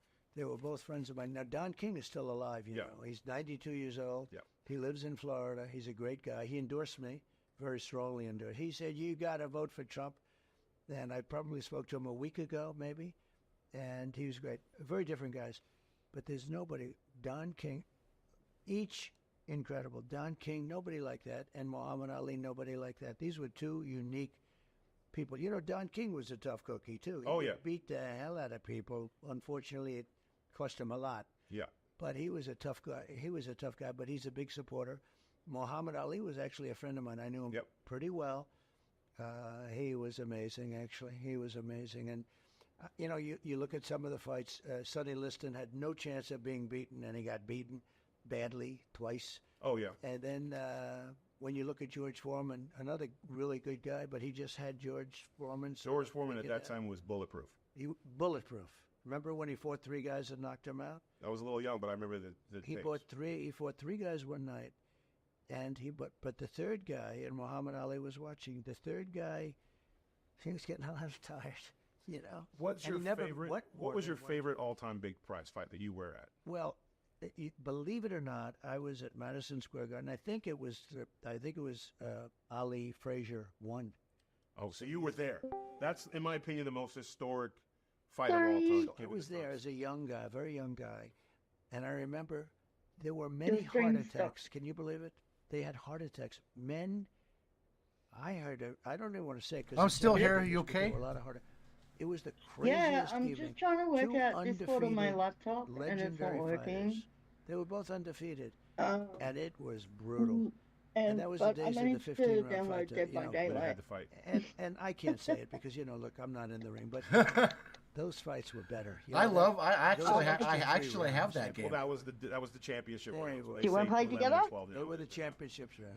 Now, Hold how on. he Let me dressed see for if that, I 'cause have it it was the 70s, downloaded. and I it don't was know how long it's wild, going to take to crazy. Now, download you've it. always been kind of never been a big fan. I but will did you have to was it add just the you suit, or did you have the Yeah, jacket? I think As just well. put it on, but I was a very young guy. Yeah. But I in don't know terms how of to an do event, that. I think that was maybe the greatest event. That was the first Super Bowl. But now you have Dana White who's done such a great job with the UFC. I don't know the boxing. Unless something happens, the boxing doesn't look the same as it did. Fighting over in Saudi Arabia is not the same thing, with all due respect. No, but it's he's done a great job with the UFC. Would you ever do the UFC stuff? Watch it? Yeah. No, from years ago. Oh, years ago? Yeah, if it was available. Can to you when I was take younger. the shots to the face? Because a lot of Well, I'm the not going to wrestlers- hit in the face. I had one shot. Most of my fights were over in about 5 or 6 seconds. that's- the that is- weird thing would be fighting one guy. Usually, I had to fight Is it 3 or on 4 at stream? once, so- I mean, but Steam? those days are behind me. I asked Dan Gable, Yep, so he it's was on probably the Okay, greatest my wrestler handle of on all time, right? And he was Steam fantastic. is I Brian said, "Would you have Lovecraft done well in the 420, UFC if, I you know, believe. if they had it then." And he said no because I would never let people hit me in the face. You know, it's a whole different culture, frankly. Well, When you can yeah, get the in the wrestling face, background, I think, yeah, is a lot of I think Kurt Angle would have been tremendous. Yeah. had he I been, don't you know. on his I'm- neck and stuff. But I know you. I could keep you here forever, and I'm getting the circles and the doo-wops. And Mr. President, thank you. This I would only do this one for you. You don't know what's going on. I am having. I'm the keynote speaker at the biggest dinner in Do you New have a York friend probably code at of all? the year. Hold on. Let me And see had if a I can choice. find my I friend was going to code. walk in and say, "Could you do me a favor? Could I do this interview tomorrow or maybe next week?" And I said, "I'm not doing it to Tyrus." And I got people over at the big hotel, and that room is packed, and everybody's wearing white tie, not black tie. I don't like wearing white tie, but it's white tie, and it's waiting for me. And I said, "You know what? I got to do it with Tyrus because I respect him." And Tyrus has always, I tell you people, he's always stuck up for me when maybe it wasn't the thing to do. And Okay, he's you always ready? there. So I'm here for you, and I'm a little Yep. late, but that's okay. 4, I would have waited 9, until tomorrow, sir. But I'm glad 1. you did it Thank today. you, man. Thank Special guy. Thank you, Mr. President. 1, Best of luck 8, to you. Take care of yourself. 6, Thank you. 1, 7, 8. This is your closing argument. The only garbage I see floating out there is just There support. you are. We truly hate half of this Then can you country. This could invite literally you? cost them not just the presidential. I need I to think this find could pay cost rates them the there. All Senate. right. You know Biden's I accepted. senile. You guys said he was senile and should get out of the race. Now you're like, oh no, he means Here it. we He's go. perfectly Woo-hoo. cogent. He represents all Democrats. Ben, I'm about You're to kick in. your ass. Calm down. Beat you up. I'm here for the MAGA-teers. They're sugar for my Oh, child. Grumpy is Talk online about too. Selective outrage. You cry over Oh, is he? misgendering someone. Yeah. When a dude looks like a dude and identifies as a woman and is called she, you start crying. He's called them radical left lunatics, Marxists, communists. Okay, I'm going to have a cigarette break, and I'll be fascists. back in about He 5 said minutes, that okay? we should use the military That's a good to idea. attack the enemy. All right, I'll be from back, guys. within. And then you're pretending that all of a sudden you caught feelings? The Harris campaign began with joy and closed with fear. Hope became Hitler. Vibes became tribes. And the brat summer, well, it became a flat fall. The vice president made her final argument last night. She chose the ellipse in Washington, D.C. And again, the argument was more about how awful Donald Trump is than about how good she is. In fact, she mentioned Trump 24 times. We know who Donald Trump is. He is the person who stood at this very spot nearly 4 years ago and sent an armed mob to the United States Capitol to overturn the will of the people in a free and fair election. An election that he knew he lost. Well, the polls have told us for weeks that voters feel Harris has not yet defined who she is and what she really wants to do. Last night she tried, and she really did try. There's a lot more autobiography. There was a self-effacing plea to be given a chance. Above all, she tried to cast herself as a unifying force in a country knotted by division. But the crucial final days of her campaign have been squandered on a dark fantasy of fascists, gulags and Nazis. You can't unite and divide at the same time. You can't be for joy and nihilistic Nazism at the same time. And even as she spoke, looming behind her in the White House, the ghost of elections past appeared to give her one last splitting headache. And just the other day, a speaker at his rally called Puerto Rico a floating island of garbage. Well, let me tell you something. I don't know the Puerto Rican that I know, or Puerto Rico where I'm in my home state of Delaware. They're good, decent, honorable people. The only garbage I see floating out there is his supporters. Well, that was a staggeringly stupid outburst, which belongs in Hillary Clinton's infamous basket of deplorables slur against effectively half of America. I didn't like Tony Hinchcliffe's jokes at the Trump rally. I just didn't think they were very funny. But we've had 2 days of uproar about an acerbic comedian known for his roasts because he joked that Puerto Rico is an island of garbage. But now the President of the United States has declared that half the population of his own country is human trash. It's hard to imagine a better way of turning out the Republican vote. Meanwhile, the Democrat strategy for turning out their own vote appears to be full-blown shrieking hysteria. The stakes literally are life and death for every woman in America. I mean, you're a journalist. You and I might be sharing a cell in 6 months from now. Support Muslims, and he wants to start internment camps. And that's what we are busy talking to every voter. He's telling you what he's going to do. Believe him. Internment camps? Yes, he has talked internment camps. Taking it from a Brit, this is starting to feel like the Brexit debate back in England. I voted and argued against that decision to leave the European Union. I still do. But the Brexit campaigners ran a smart campaign which branded their opponents as Project Fear, while the Remain campaign ran around saying everyone on the other side was a terrible racist. If you browbeat people who are not happy with the state of their lives by telling them that everything will get even worse if they dare to defy you, well, don't be surprised if they decide to roll the dice. To debate, I'm joined by Cenk Uygur, who's the host and founder of the Young Turks, by Wajahat Ali, the co-host of the Democracy-ish podcast, Ben Ferguson, co-host of Verdict with Ted Cruz, and broadcaster and influencer Emily Austin. Well, 4 absolute powerhouses to debate all this. And we're going to debate, garbage, Hitler and war. What could bring the 4 of us all together, or 5 of us all together, better than that? Let me start with you, Ben Ferguson. It's been a tough couple of days for Donald Trump ever since the rally, which I was at Madison Square Garden, where they're on the back foot trying to defend what this comedian Tony Hinchcliffe has said about Puerto Rico being an island of garbage.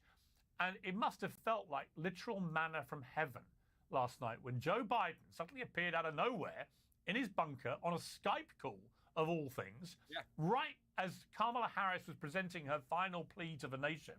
And he calls basically every Trump voter in America, so 80 million plus people, garbage. Your thoughts? Look, in politics, the last week of a campaign, your surrogate's job is to do no harm. And Joe Biden went out there and said something that was just unconscionable. And if you're going to say you're outraged by a comedian, and I didn't like what he said either. I think most people were pretty, bang on with what you and I saw. Like, come on, like, don't say that. I disagree with it. And it was a bad moment for the campaign because now you're not talking about the issues in that moment. But when he walks out there and he says that Americans are, as he describes it, floating garbage, that's the gift that just keeps on giving. But when you connect the dots, like as much as people say that he's senile and obviously had to drop out of this race, look at what the Democratic Party has said, that, conservatives cling to God and they mock God and guns. You have, Kamala the other day saying you're at the wrong rally when someone said something about believing in Jesus Christ. And then you've got the basket of deplorables by the way, Donald Trump's Hitler in the last week and that he's a fascist and that Kamala Harris believes a fascist. If this is your closing argument to the American people that we truly hate half of this country and we think that you are deplorables, that you are garbage, that you are fascist, that you are Nazis, that you are Hitler, I don't think that's the closing argument that the Democratic Party or any strategist would say, yes, this is what you should be saying in the last days. And I think this could literally cost them not just the presidential. I think this could cost them the Senate, and I think it could cost them some House seats as well, because it is the worst things you could say about half the country going into the final days. You're supposed to have some hope. I mean, Barack Obama, remember, why did he win? He won because he ran off of hope and change. There was some unity in his message. It was hard to land punches against him when he was running against McCain, and people felt like he was going to bring the country together. Kamala Harris is doing the complete opposite of that. I don't understand it. It's inexplicable to me that this is their campaign strategy. All right, Cenk, you've been smirking there, but I've got to say, you tweeted several days ago you thought Trump might be heading for victory. When I heard this garbage line last night from Biden, and whatever the White House tries to do by putting an apostrophe at the end, trying to pretend he was talking about Hinchcliffe, it's very clear he said supporters. If you label Trump supporters as garbage, you are falling into exactly the same trap, as Ben Ferguson just said, that Hillary Clinton did, of wiping out an entire section of the American society as deplorable, garbage, whatever.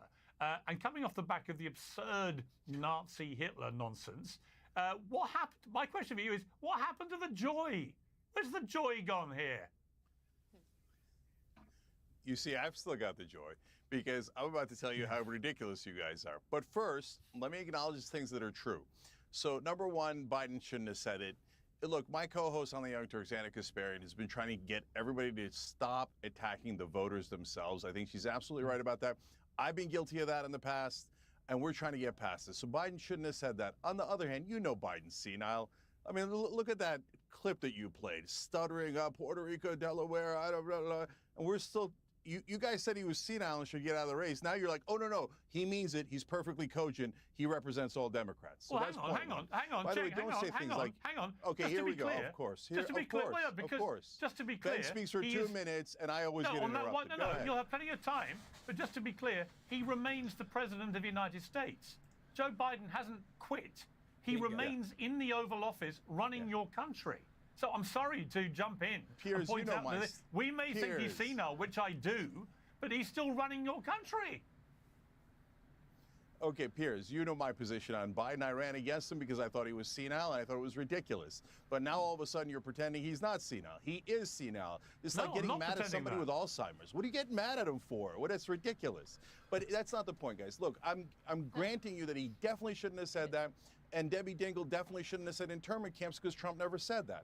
Now, having said that, guys, are you really pretending to be offended after you've supported Donald Trump, who has said everything in the world about left-wing voters, radical left lunatics? Hey, here we go again. No interruptions. He's called them radical left lunatics, Marxists, communists, fascists. Right, he said that we should use the military to attack the enemy from within. And then you're pretending that all of a sudden you caught feelings?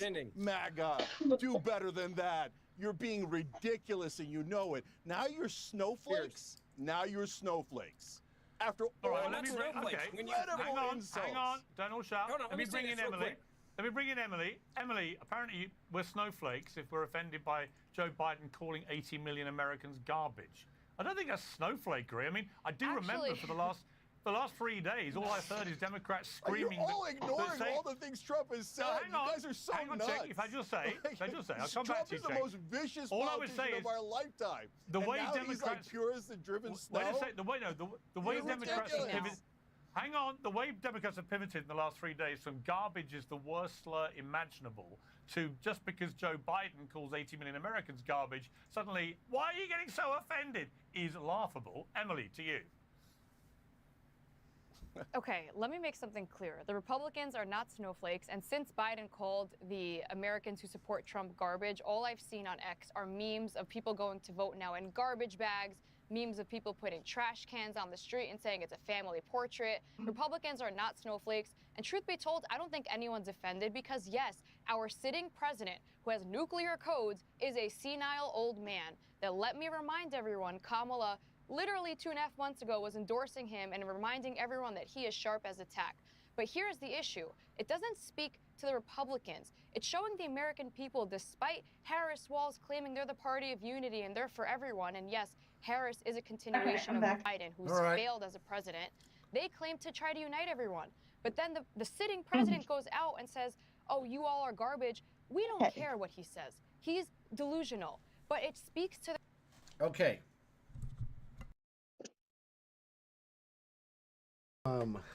So, just so you know, I am new to gaming on laptop, gaming on computers, laptops, whatever you want to call it. Yeah. Yes. So you're gonna have to run me through this. I've actually never. I own Dead by. I've never played it though.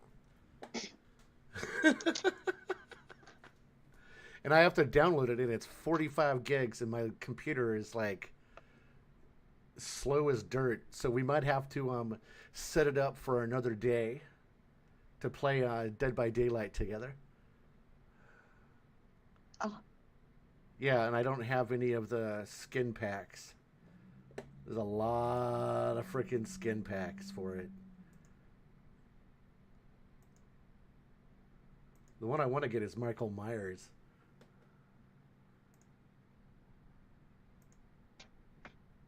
Damn, that's a lot of skin packs. I am shaking like a freaking troll right now. All my friends play it. Code Word Havoc plays it. And you okay? Yeah, I'm okay. It's just me. I'm okay. I need to stop looking at boobs though. And other things.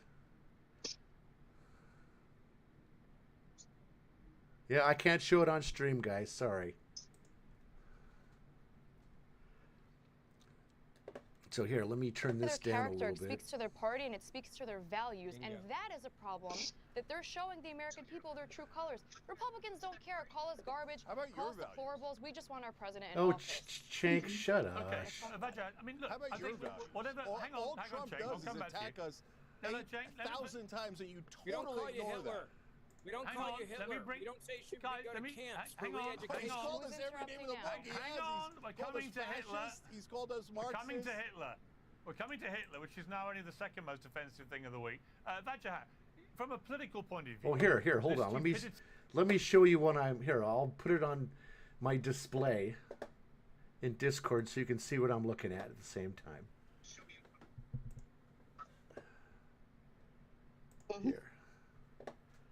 Here you go. This is what I'm showing right now. This is Piers Morgan, uncensored. He's got a panel of 4 people. You got Cenk Uygur, an Indian, a white guy, and a blonde. The only one I know is Cenk Uygur. So, and they're debating about Hitler, Trump being called Hitler, all this fun stuff. Of what Biden did can't be overstated, really, because Kamala Harris, I watched it last night. Look, I think she talks a lot of word salad nonsense. Honestly, I do. She wouldn't inspire me to open a crisp packet, let alone vote for her. However, she's the Democrat nominee. The polls are absolutely neck and neck, particularly in the swing states. The very last thing she would have wanted when she's presented her final argument to the nation is for Joe Biden, the guy she's replaced, who's still her president, to pop up on a Skype call of all things and say this kind of thing, which, whether it's been misinterpreted or not, and I don't think it has been, it's just such a gift to Republicans, isn't it? This is me playing the world's smallest violin for all the fake outrage of MAGA and Trump supporters, who I believe are the most fickle, brittle, weak people on earth, who can dispense cruelty and demand civility, who hate safe spaces for everyone, want safe spaces for themselves, and who, by the way, with this hypocritical fake outrage, the reason why I don't think most people will care is because people know what Trump is for the past 9 years. And just yesterday, Donald Trump, who is running for president, Joe Biden is not, and Joe Biden, he's 81 years old, he has a stutter, and by the way, I appreciate the context that he gave. I don't think he needed to do, but he did. Donald Trump yesterday, final pitch to the country. You know what he called America? A garbage can. Donald Trump said all of us, 340 million Americans, live in a garbage can. Yes, he did. Yesterday in his speech, he said America is a garbage can.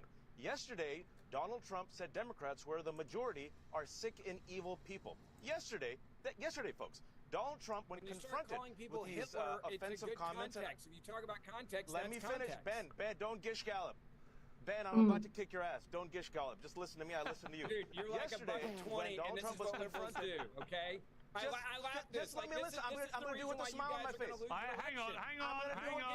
Calm down. Beat you up. Don't talk over each other because people can't hear. But I do really. Hang on. I do want to see. Hang on, I love it when they start screaming at each other. They all start yelling and shit. It's hilarious. It's funny. It's funny. This stuff is so. It is just so. I don't know, idiotic to see people throwing shit's going, losing their minds, guys. What? I paused the video, by the way. What's wrong? Hello? Hello?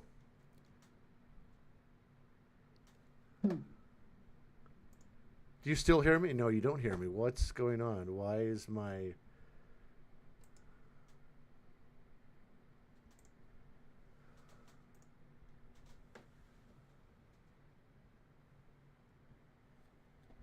You hear me now?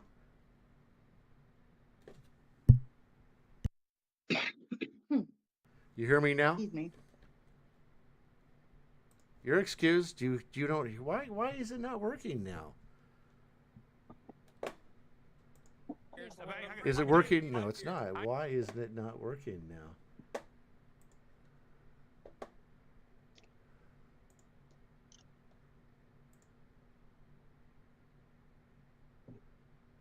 Okay, you hear me. Divine, do you hear me?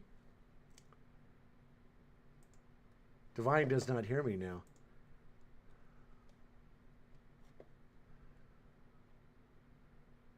Wonder why it's not showing me talking to her. Huh. That's hella weird. Divine. Hello? Hello?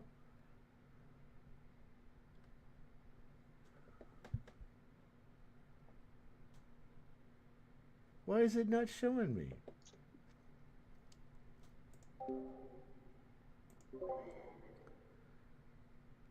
Do you hear me now?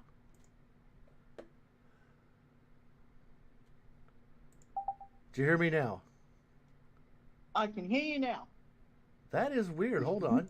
Can you hear me now? I can hear you now. Oh my God, that is hella weird. Yeah, Perez, I guess my microphone kind of shorted on the Discord. That was weird. Oh, look at the face of Jank. Like he's having an orgasm. Ah! So right now we're talking to Divine K. Raven, kind of just hanging out. I am going to schedule... well, we're not going to we're going to figure out a time that we can play Dead by Daylight together. I have to download it, so I have to wait till after I stream. Yeah, you're still here? Yep, I'm still here. Yeah, so yeah, I changed my name to Preacher 420. That's what my friends used to call me, as Preacher, because I used to, when I was younger, I used to preach about how the benefits of cannabis was when I was younger. So that's pretty much. I have X. Is X banned in your country? Probably. I don't even know what it is. Twitter. Oh, because I know in Brazil, I know Twitter. You don't use Twitter. Twitter's been banned, but X is still around. Yeah, X is Twitter. It's just changed the name, and I know in Brazil X has been banned because there's a lot of court stuff going on with Elon Musk, and that country is not liking what is going on.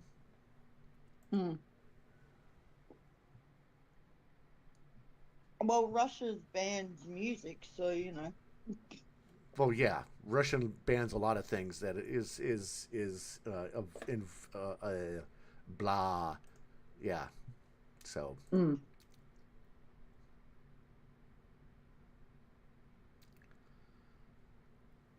Okay, so we're gonna start this again. Looks like Cenk Uygur and Piers Morgan are getting a little excited about everything. Everybody else is starting to laugh. Hang on. I do want to see Vajrahat try and kick Ben Ferguson's ass. So off you go, Vajrahat. Not gonna happen. All right.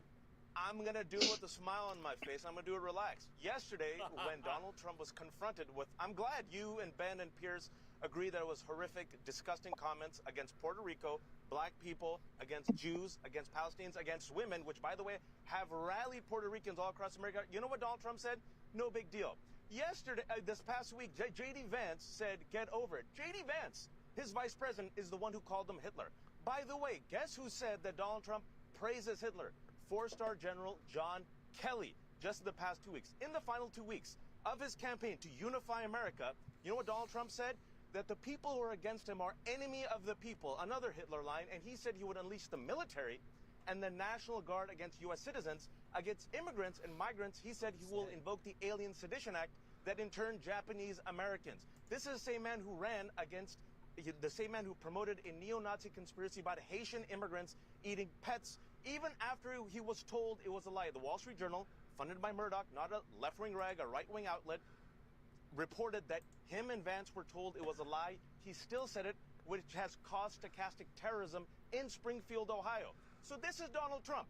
The majority of people don't care. The majority of people know Biden apologized, he stuttered, and the majority of people saw Kamala Harris at the ellipse. All right, let's get the heck off this. This is way too long.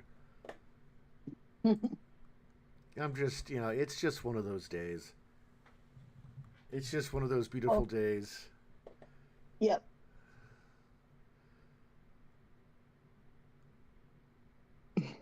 Because, yeah, let's get off this. Let's get off this. Let's get off that. Let's go into my Discord. Not Discord. Let's go into... So, yeah, I have Dead by Daylight. I have to... Let's see. You know what? How long will it take to... It shouldn't take too long. It didn't take too long for me to download it. Except... Wow, 14 hours. But apparently, I think I've got to learn how to. Oh, me too. I have to learn how to play it because I haven't played it. I haven't played it.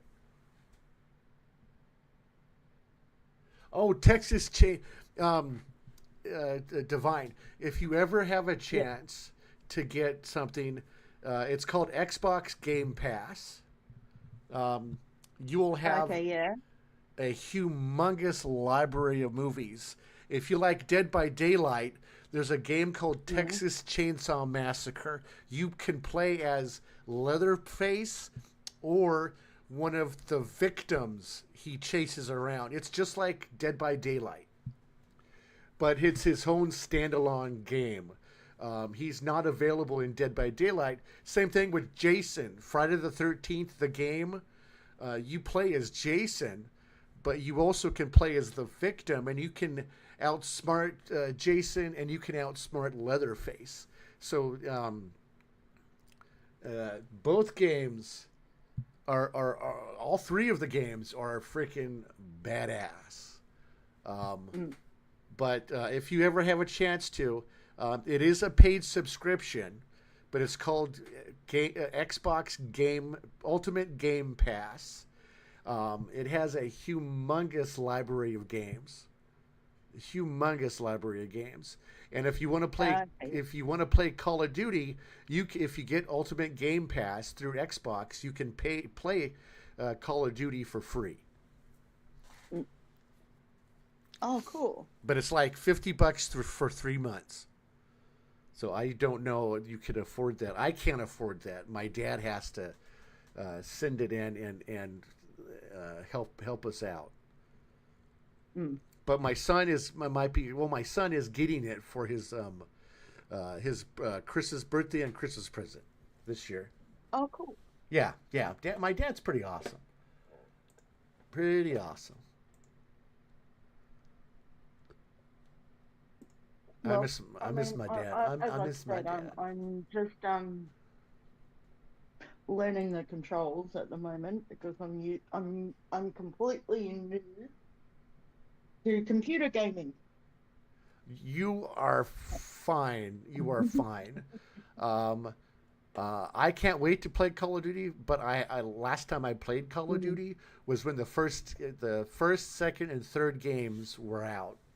So, and we're up to Black Ops 6. So a lot of games and versions of Call of Duty have been played. Oh, the Friday the 13th game? I've heard mixed things about it, Perez.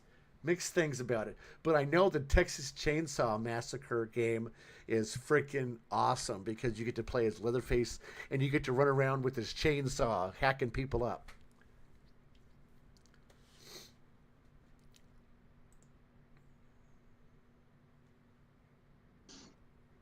We'll see how I go with Dead by Daylight. It's a cool game. It's a cool game. But I'm not a huge horror fan, but I love mysteries and. Well, this is the cheapest game that I could get at the time, so I could add people. Yes. I don't know if Hunger has Dead by Daylight. It would be fun to get a group of us together to run around and. I want to be the killer. Well, we can do that. One of us could be the killer, and some of us could be the victims. But I'd like to freaking. I played it once, and I actually liked it. It was fun. See, I've just got to save up for some of the games that I want to play on the computer. Yeah. I only got 2 games that I could afford at the time when I was setting up Steam. Yeah. And what's the word?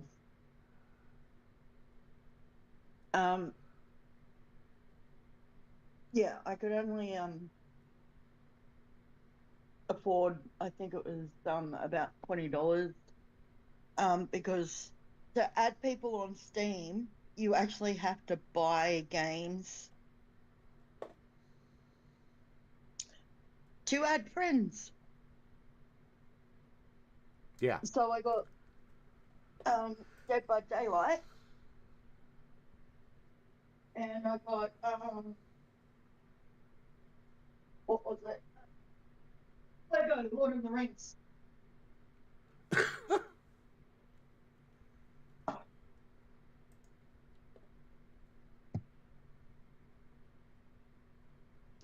Right. Yeah. So I got 23 minutes left.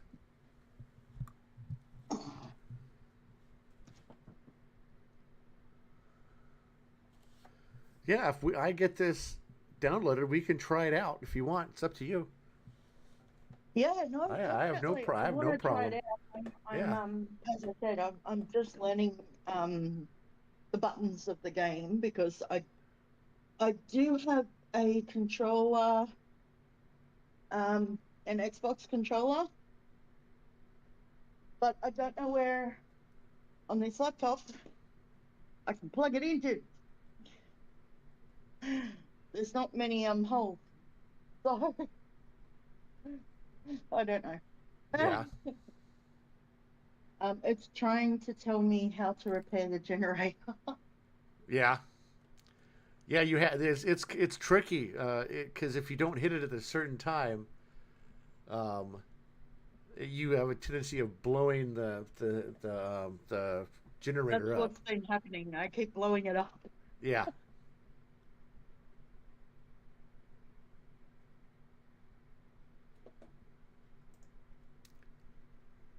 So it's taking some time to repair this generator.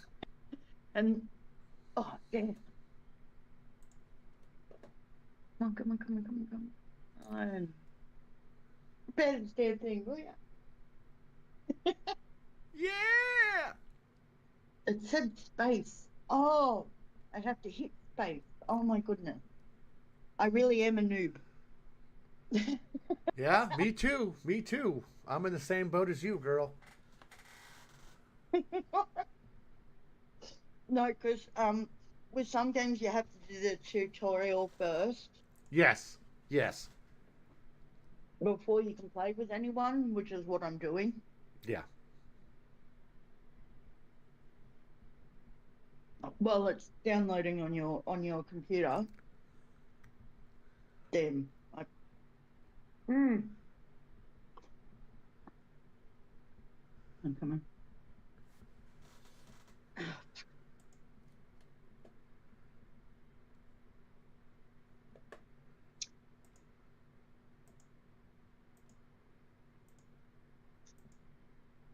Damn.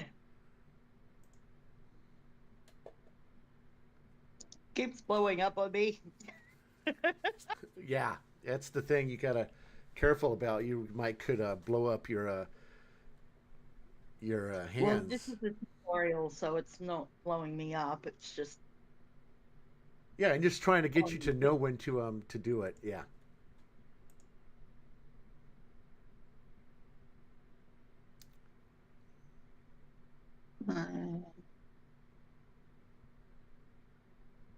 Nope. Hit space at the wrong time. Doesn't help when you have fat hands. Oh my God, the Democratic Party is losing their mind right now. Trump just pulled up in Green Bay, Wisconsin, with a garbage truck, and he's in the passenger seat. And CNN just went live to it. I'm not listening to it, but it's hilarious how the Democrats freak about everything.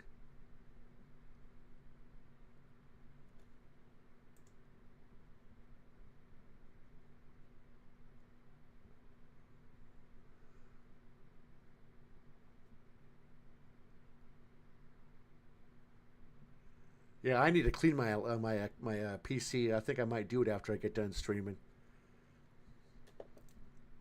Bugger. No, it's I haven't cleaned it in like 2 weeks, so it starts slowing down when I don't do that.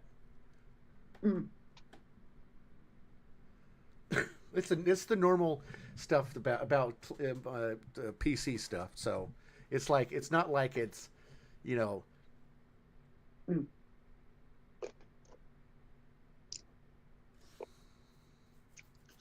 Yeah. Welcome in, guys. Welcome in.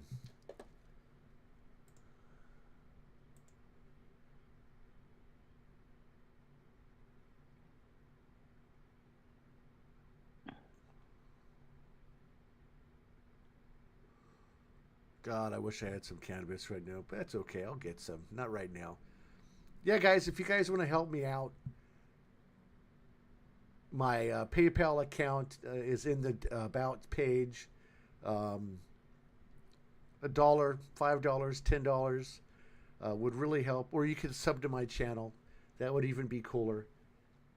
It would help out the stream. It would help out me. Help out the family. I don't currently have a job right now. I am looking for a job, but for the last 8 years, I've been taking care of my mom, who's partially paralyzed from her waist to her toes. She got a spinal cord infection that pretty much paralyzed her from her neck down to her toes. It was pretty bad, really scary. But I was a rock in a hard place. She really needed encouragement that she's going to get better, and she did get partially better. But right now, we're just, and right now we're living on her pension. She was a school nurse. Before that, she was a nurse full-time in a hospital. Yeah, it was pretty crazy when it happened. Really crazy. So, but anything would help. If you can. I'm not forcing you to. I'm not telling you, you gotta donate. If you want to watch my stream, you gotta donate, guys. Come on. I'm not saying that. I'm not an asshole. At least I try not to be.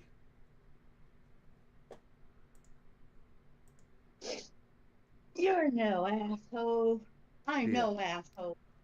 Yeah, and I'm not one of them. I know too many of them. No.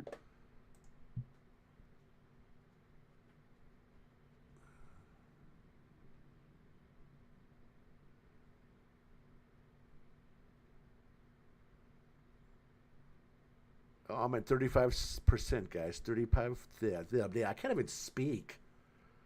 God.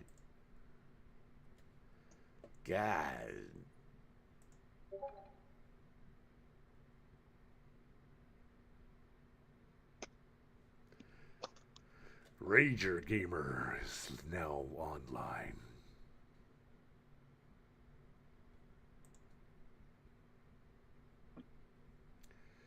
So yeah, it's a beautiful day. It's not too hot, not too cold outside right now. There will be rain tonight. So if you guys are in California, be careful. It's going to get slippery when wet.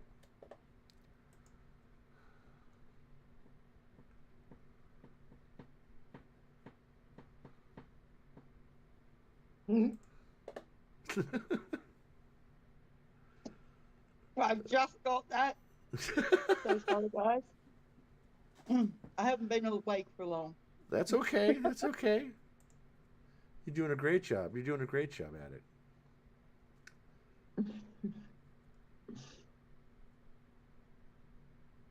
Oh, there's one thing that I didn't tell you that I do on my stream. What's that? I badly sing. That's okay. I sing every day. I say hello to my chat. Yeah, I didn't say I was good at it, guys. Well, see, this is why I said I badly sing.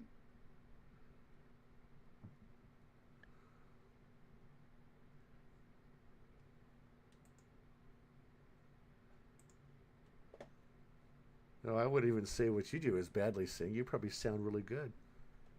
I'm the one that sounds like a garbage dump. I'm wanted, dead or alive. I'm just hiding for the moment on the game. Oh yeah, yeah. I do a lot. I would do a lot of hiding. Hiding is the name of this game, really, isn't it? Just repairing generators so you can escape and hide.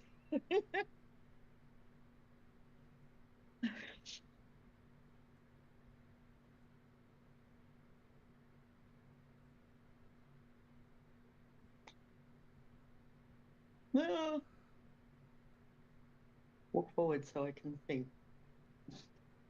Oh, wait.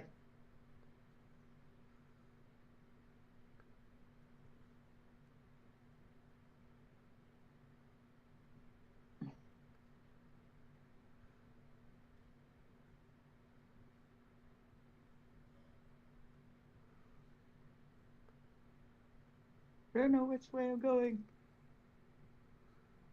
And it's always dark when you were playing that game. Yeah, I've got to see if I can turn up the aspects so I can actually see properly. Yeah.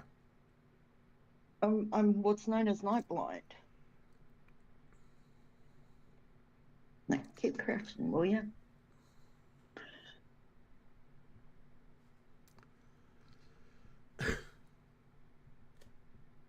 See, this is where a controller would come in real handy. Yeah.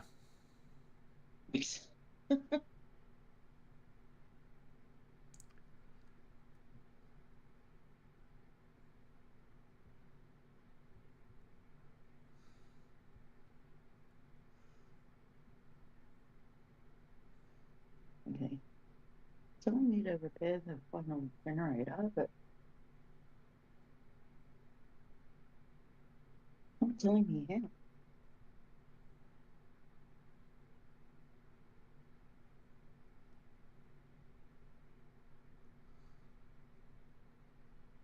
Okay, can't go there.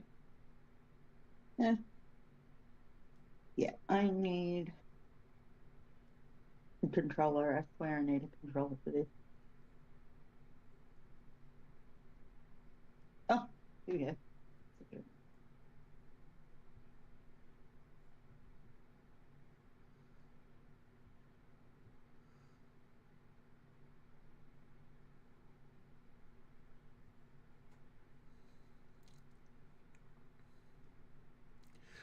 Food is beautiful, beautiful.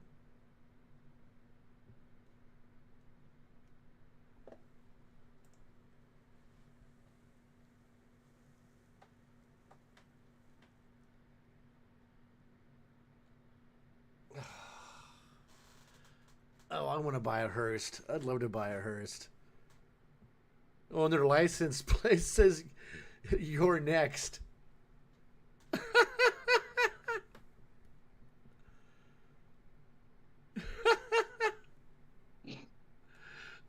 I love that license plate on the Hearst. You're next. Oh my God.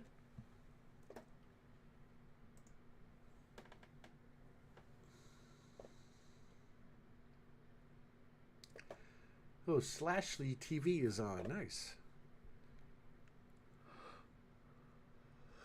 Oh, God. I'm getting tired.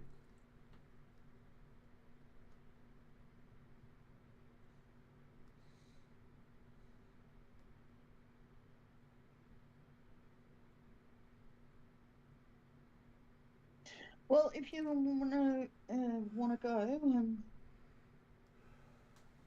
happy to go. No, well, I mean, no, I don't really think I want to go anywhere. I don't know where to go. Hail the fish god Dagon. Yay, a tutorial. Yay! Now I can be a killer. Go learn how to be a killer. Oh my God. Have you seen the movie Cabin in the Woods? No, I've heard of it, but I haven't. It is a great, great movie. Great movie. All right. First smoke, then I learn how to be a killer. There you go. Do do bada do do do do bada do do do do bada do do do do do. Yeah, I know. I'm looking for love in the wrong places.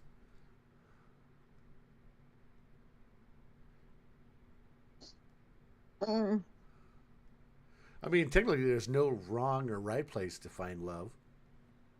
No, there's not. I mean, I found my love at a pub of all places. Yeah. You know, I know people who found their love online. Yeah. Through dating sites. I've known people to find love across the world. I've also known people who found love in a state. Yeah. Love comes whenever the universe thinks you're ready for it. Usually, when you stop looking is when it usually happens. I hate to say that, but no, usually when it's the truth, yeah. It's the truth. I started giving up, the universe would throw me a bone.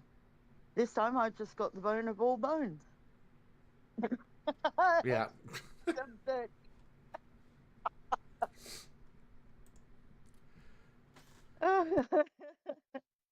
I know that sounds dirty. Bad divine. Bad divine. You didn't do anything wrong. Hey, Connie Cryptus. How you doing, girl? How's your day going? Connie.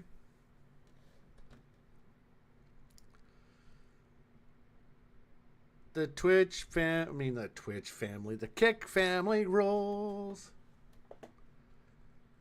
Just kind of taking a break.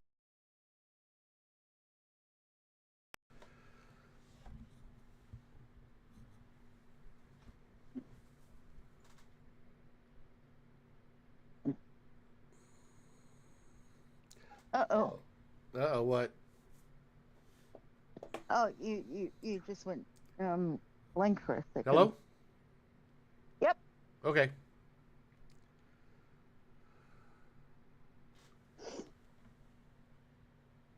You just went quiet all of a second. Yeah, you I were turned. mid-sentence and went quiet. So I went, uh-oh. Yeah, I sneezed and so I didn't want to sneeze on stream, so I clicked the mute button. I have the same microphone that Hunger has. Lord Hunger. Go follow him, guys. Lord Hunger. He plays the drums. Hey, Lord. No, he's not here. I wish he was. Oh, okay. But he's asleep probably, or getting ready for work. Whatever comes first. It was Yuma's birthday yesterday. Oh, damn it, I missed it. Yeah, he popped into my stream. I was like, hey, man, it's your birthday. Happy birthday, dude. Then I was like, Yuma. I got 2 minutes left. I might have to do the tour all over again. The tutorial too? Yeah, I don't know. I might have actually. you played this game before? No, I Because never. if you have, you won't need to. Yeah, I have no idea if I played it or not. It's been I've Okay. had it for so long. I got it for free. One of the streamers that I had a code for it and gave it to me and said, "Here, Merry Christmas, man." Oh, sweet. Yeah, that's how I also got V Rising, a friend of mine that I watched a lot. I don't know where he went to. I haven't seen him in a while. He gave me a free code for V Rising, which is a pretty cool game. Yeah, I know. I've seen you play it. Yeah. It's not a bad game. I mean, it's not my kind of game, but Oh, that's okay. cool. That's okay. I mean, don't get me wrong. I love my survival games. Just my favorite is Westland Survival, and Oh, it's yeah. not for everyone. I'm waiting for it to come on PC. It's actually coming out on PC very soon. That's cool. That's cool. That's So a it's cool. on my That's, wish list. that's a cool game. Because I've got it on my mobile, and I think I like grinding games where you have to like just continually doing really boring stuff for people to watch. Yeah. But for me, I need the relaxing games because of high blood pressure. Yeah. Because of the diabetes. So I kind of have to, okay, this is what I have to do. I have to, yeah. I have to do it.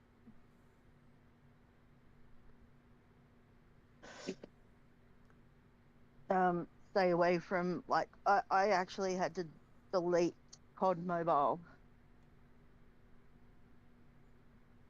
off my mobile just because of said blood pressure. Yeah. Well, the COD will do that. So had to delete that. Had to it just focus on relaxing games rather than grinding, relaxing games.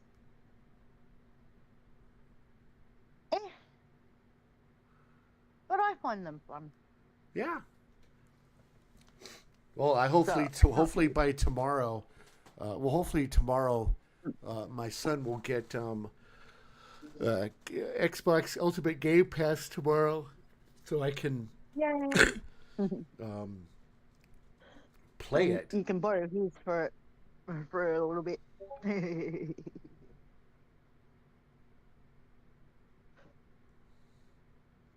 Well, no, we both have. I mean, it's on my PC, so I can play all the games that he has that are on the PC, and we'll have a humongous library of games. Till he wants it back. Well, yeah, that's why I have a set schedule at 12 noon is when I stream. Yeah. And a lot of people are playing Call of Duty Black Ops 6, so I know. I should have a nice turnout once I start playing it every day. Because what I was originally going to do is that I would Monday, Tuesday, Thursday, and Friday I would game. Wednesday would be my the Preacher's Toxic Shit Show when I show politics and stuff. And then on Saturday at 7 p.m., I do my Thrown in the Pit podcast, which is my metal stream. Okay, yeah. And I play music. That's the only one that won't be on YouTube, guys, because I play copyrighted music, and YouTube will not allow me to do that on its channel. I can game and play copyright-free music, but I can't play my music on YouTube.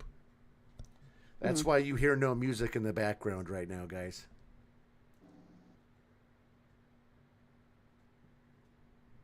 Because they wouldn't let you. They can't. YouTube can't handle the truth, guys. They can't handle the truth. I think their butts got kicked about copyrighted music. I think that's why. Yes. That is very true. That is very true, miss. That's very true.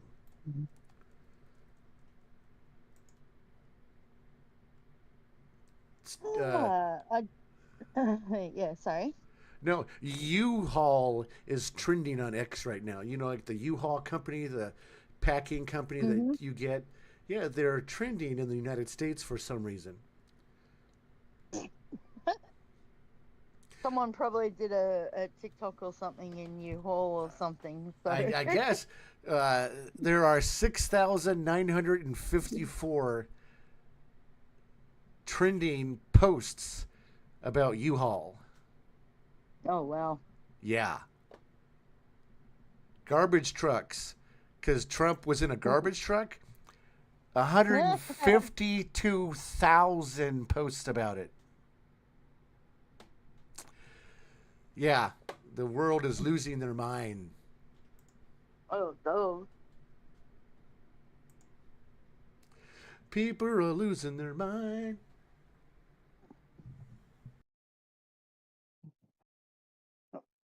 People have always been losing their minds. It's just oh my God, out in the open more now because of social media. Oh my God. Everybody's losing their mind about everything Trump does, everything Kamala, whatever her name is, does. I mean, I have no problem with these. I don't really... Huh? Let's do this tutorial.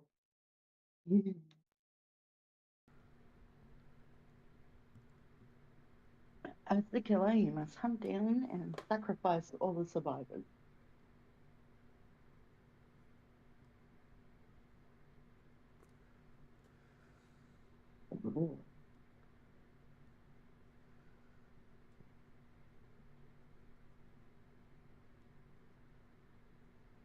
As the killer, you will be able to see the auras before the generators on the map.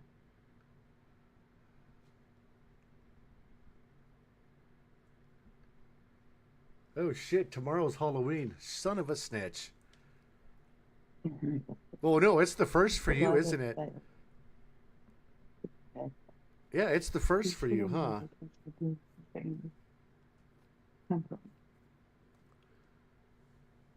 Okay, I downloaded it, but I'm actually gonna jump off.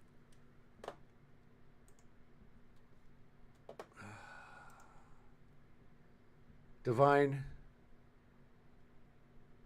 Thank you. Oh, no, my mic just died on me again. God damn it. Okay.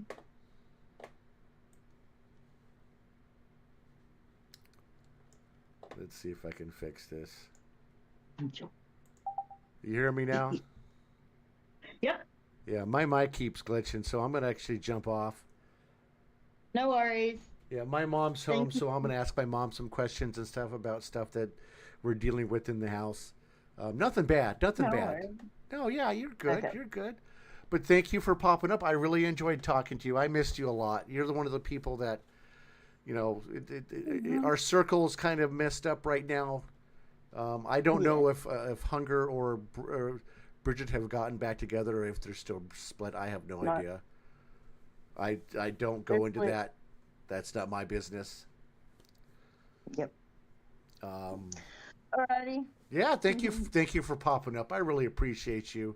Thank you for letting me pop up. Hey, anytime I will start popping in to my Discord when I go live because I love having you guys up all the time. It's so fun to have you guys. But you have a beautiful day, beautiful night. And don't party too hard. I might actually go live and stream what I'm seeing on the computer. All right. All right. Yeah. If you're live and wait just a few minutes. If you can wait just a few minutes, you can read me. Okay. All right. Just a few minutes. All right. Okay. I'll be back. Okay. Bye. All right. Bye.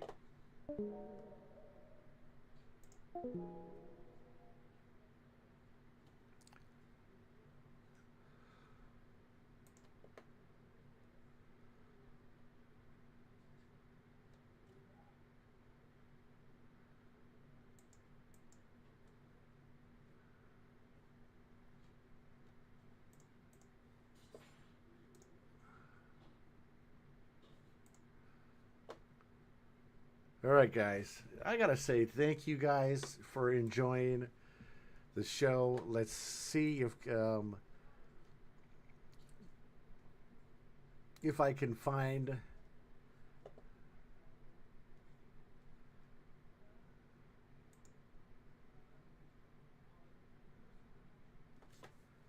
I don't think I was supposed to jump off, but my Discord just glitched itself.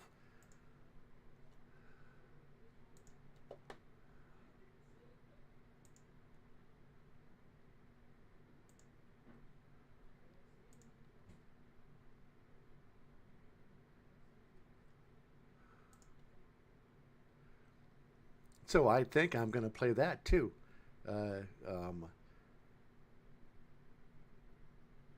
I think it would be kind of fun to play a Dead by Daylight. I even have other people that I could actually, if I can talk to them, maybe play with them too.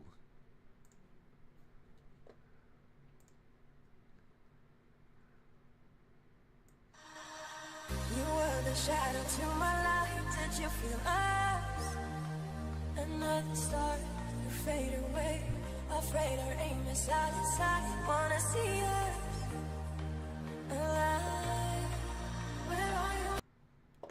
Hold on, bud. Hold on. Let me get my Discord back up. My not Discord. Yeah, you got it. Okay, let's see here. Let's take this way over here. Bloop. So this is my friend R. Perez.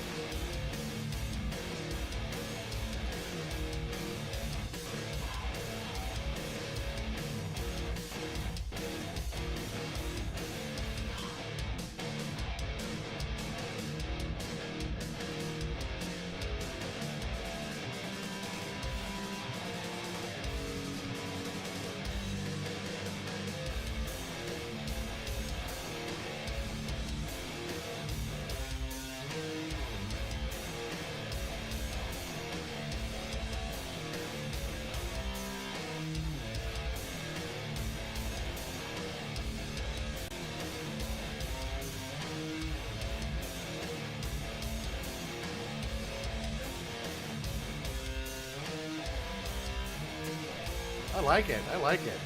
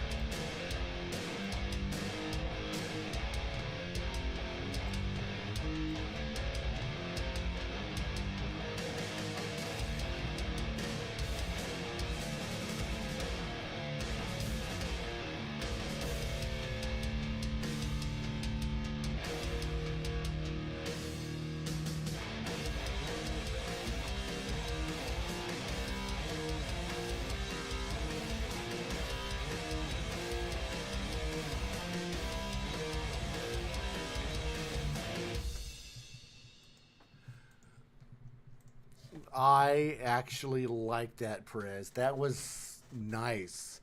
That was nice. All right, guys. I am going to log down. I'm going to enjoy myself. I'm going to eat. I love you guys. You guys are all beautiful people. And I can't say enough of you guys.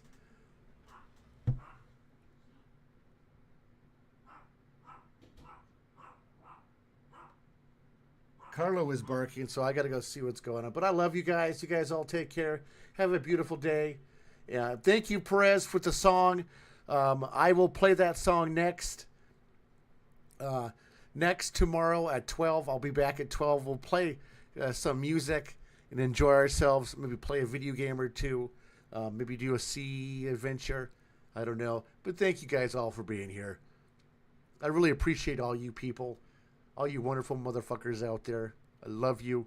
You guys all take care. And have a beautiful, beautiful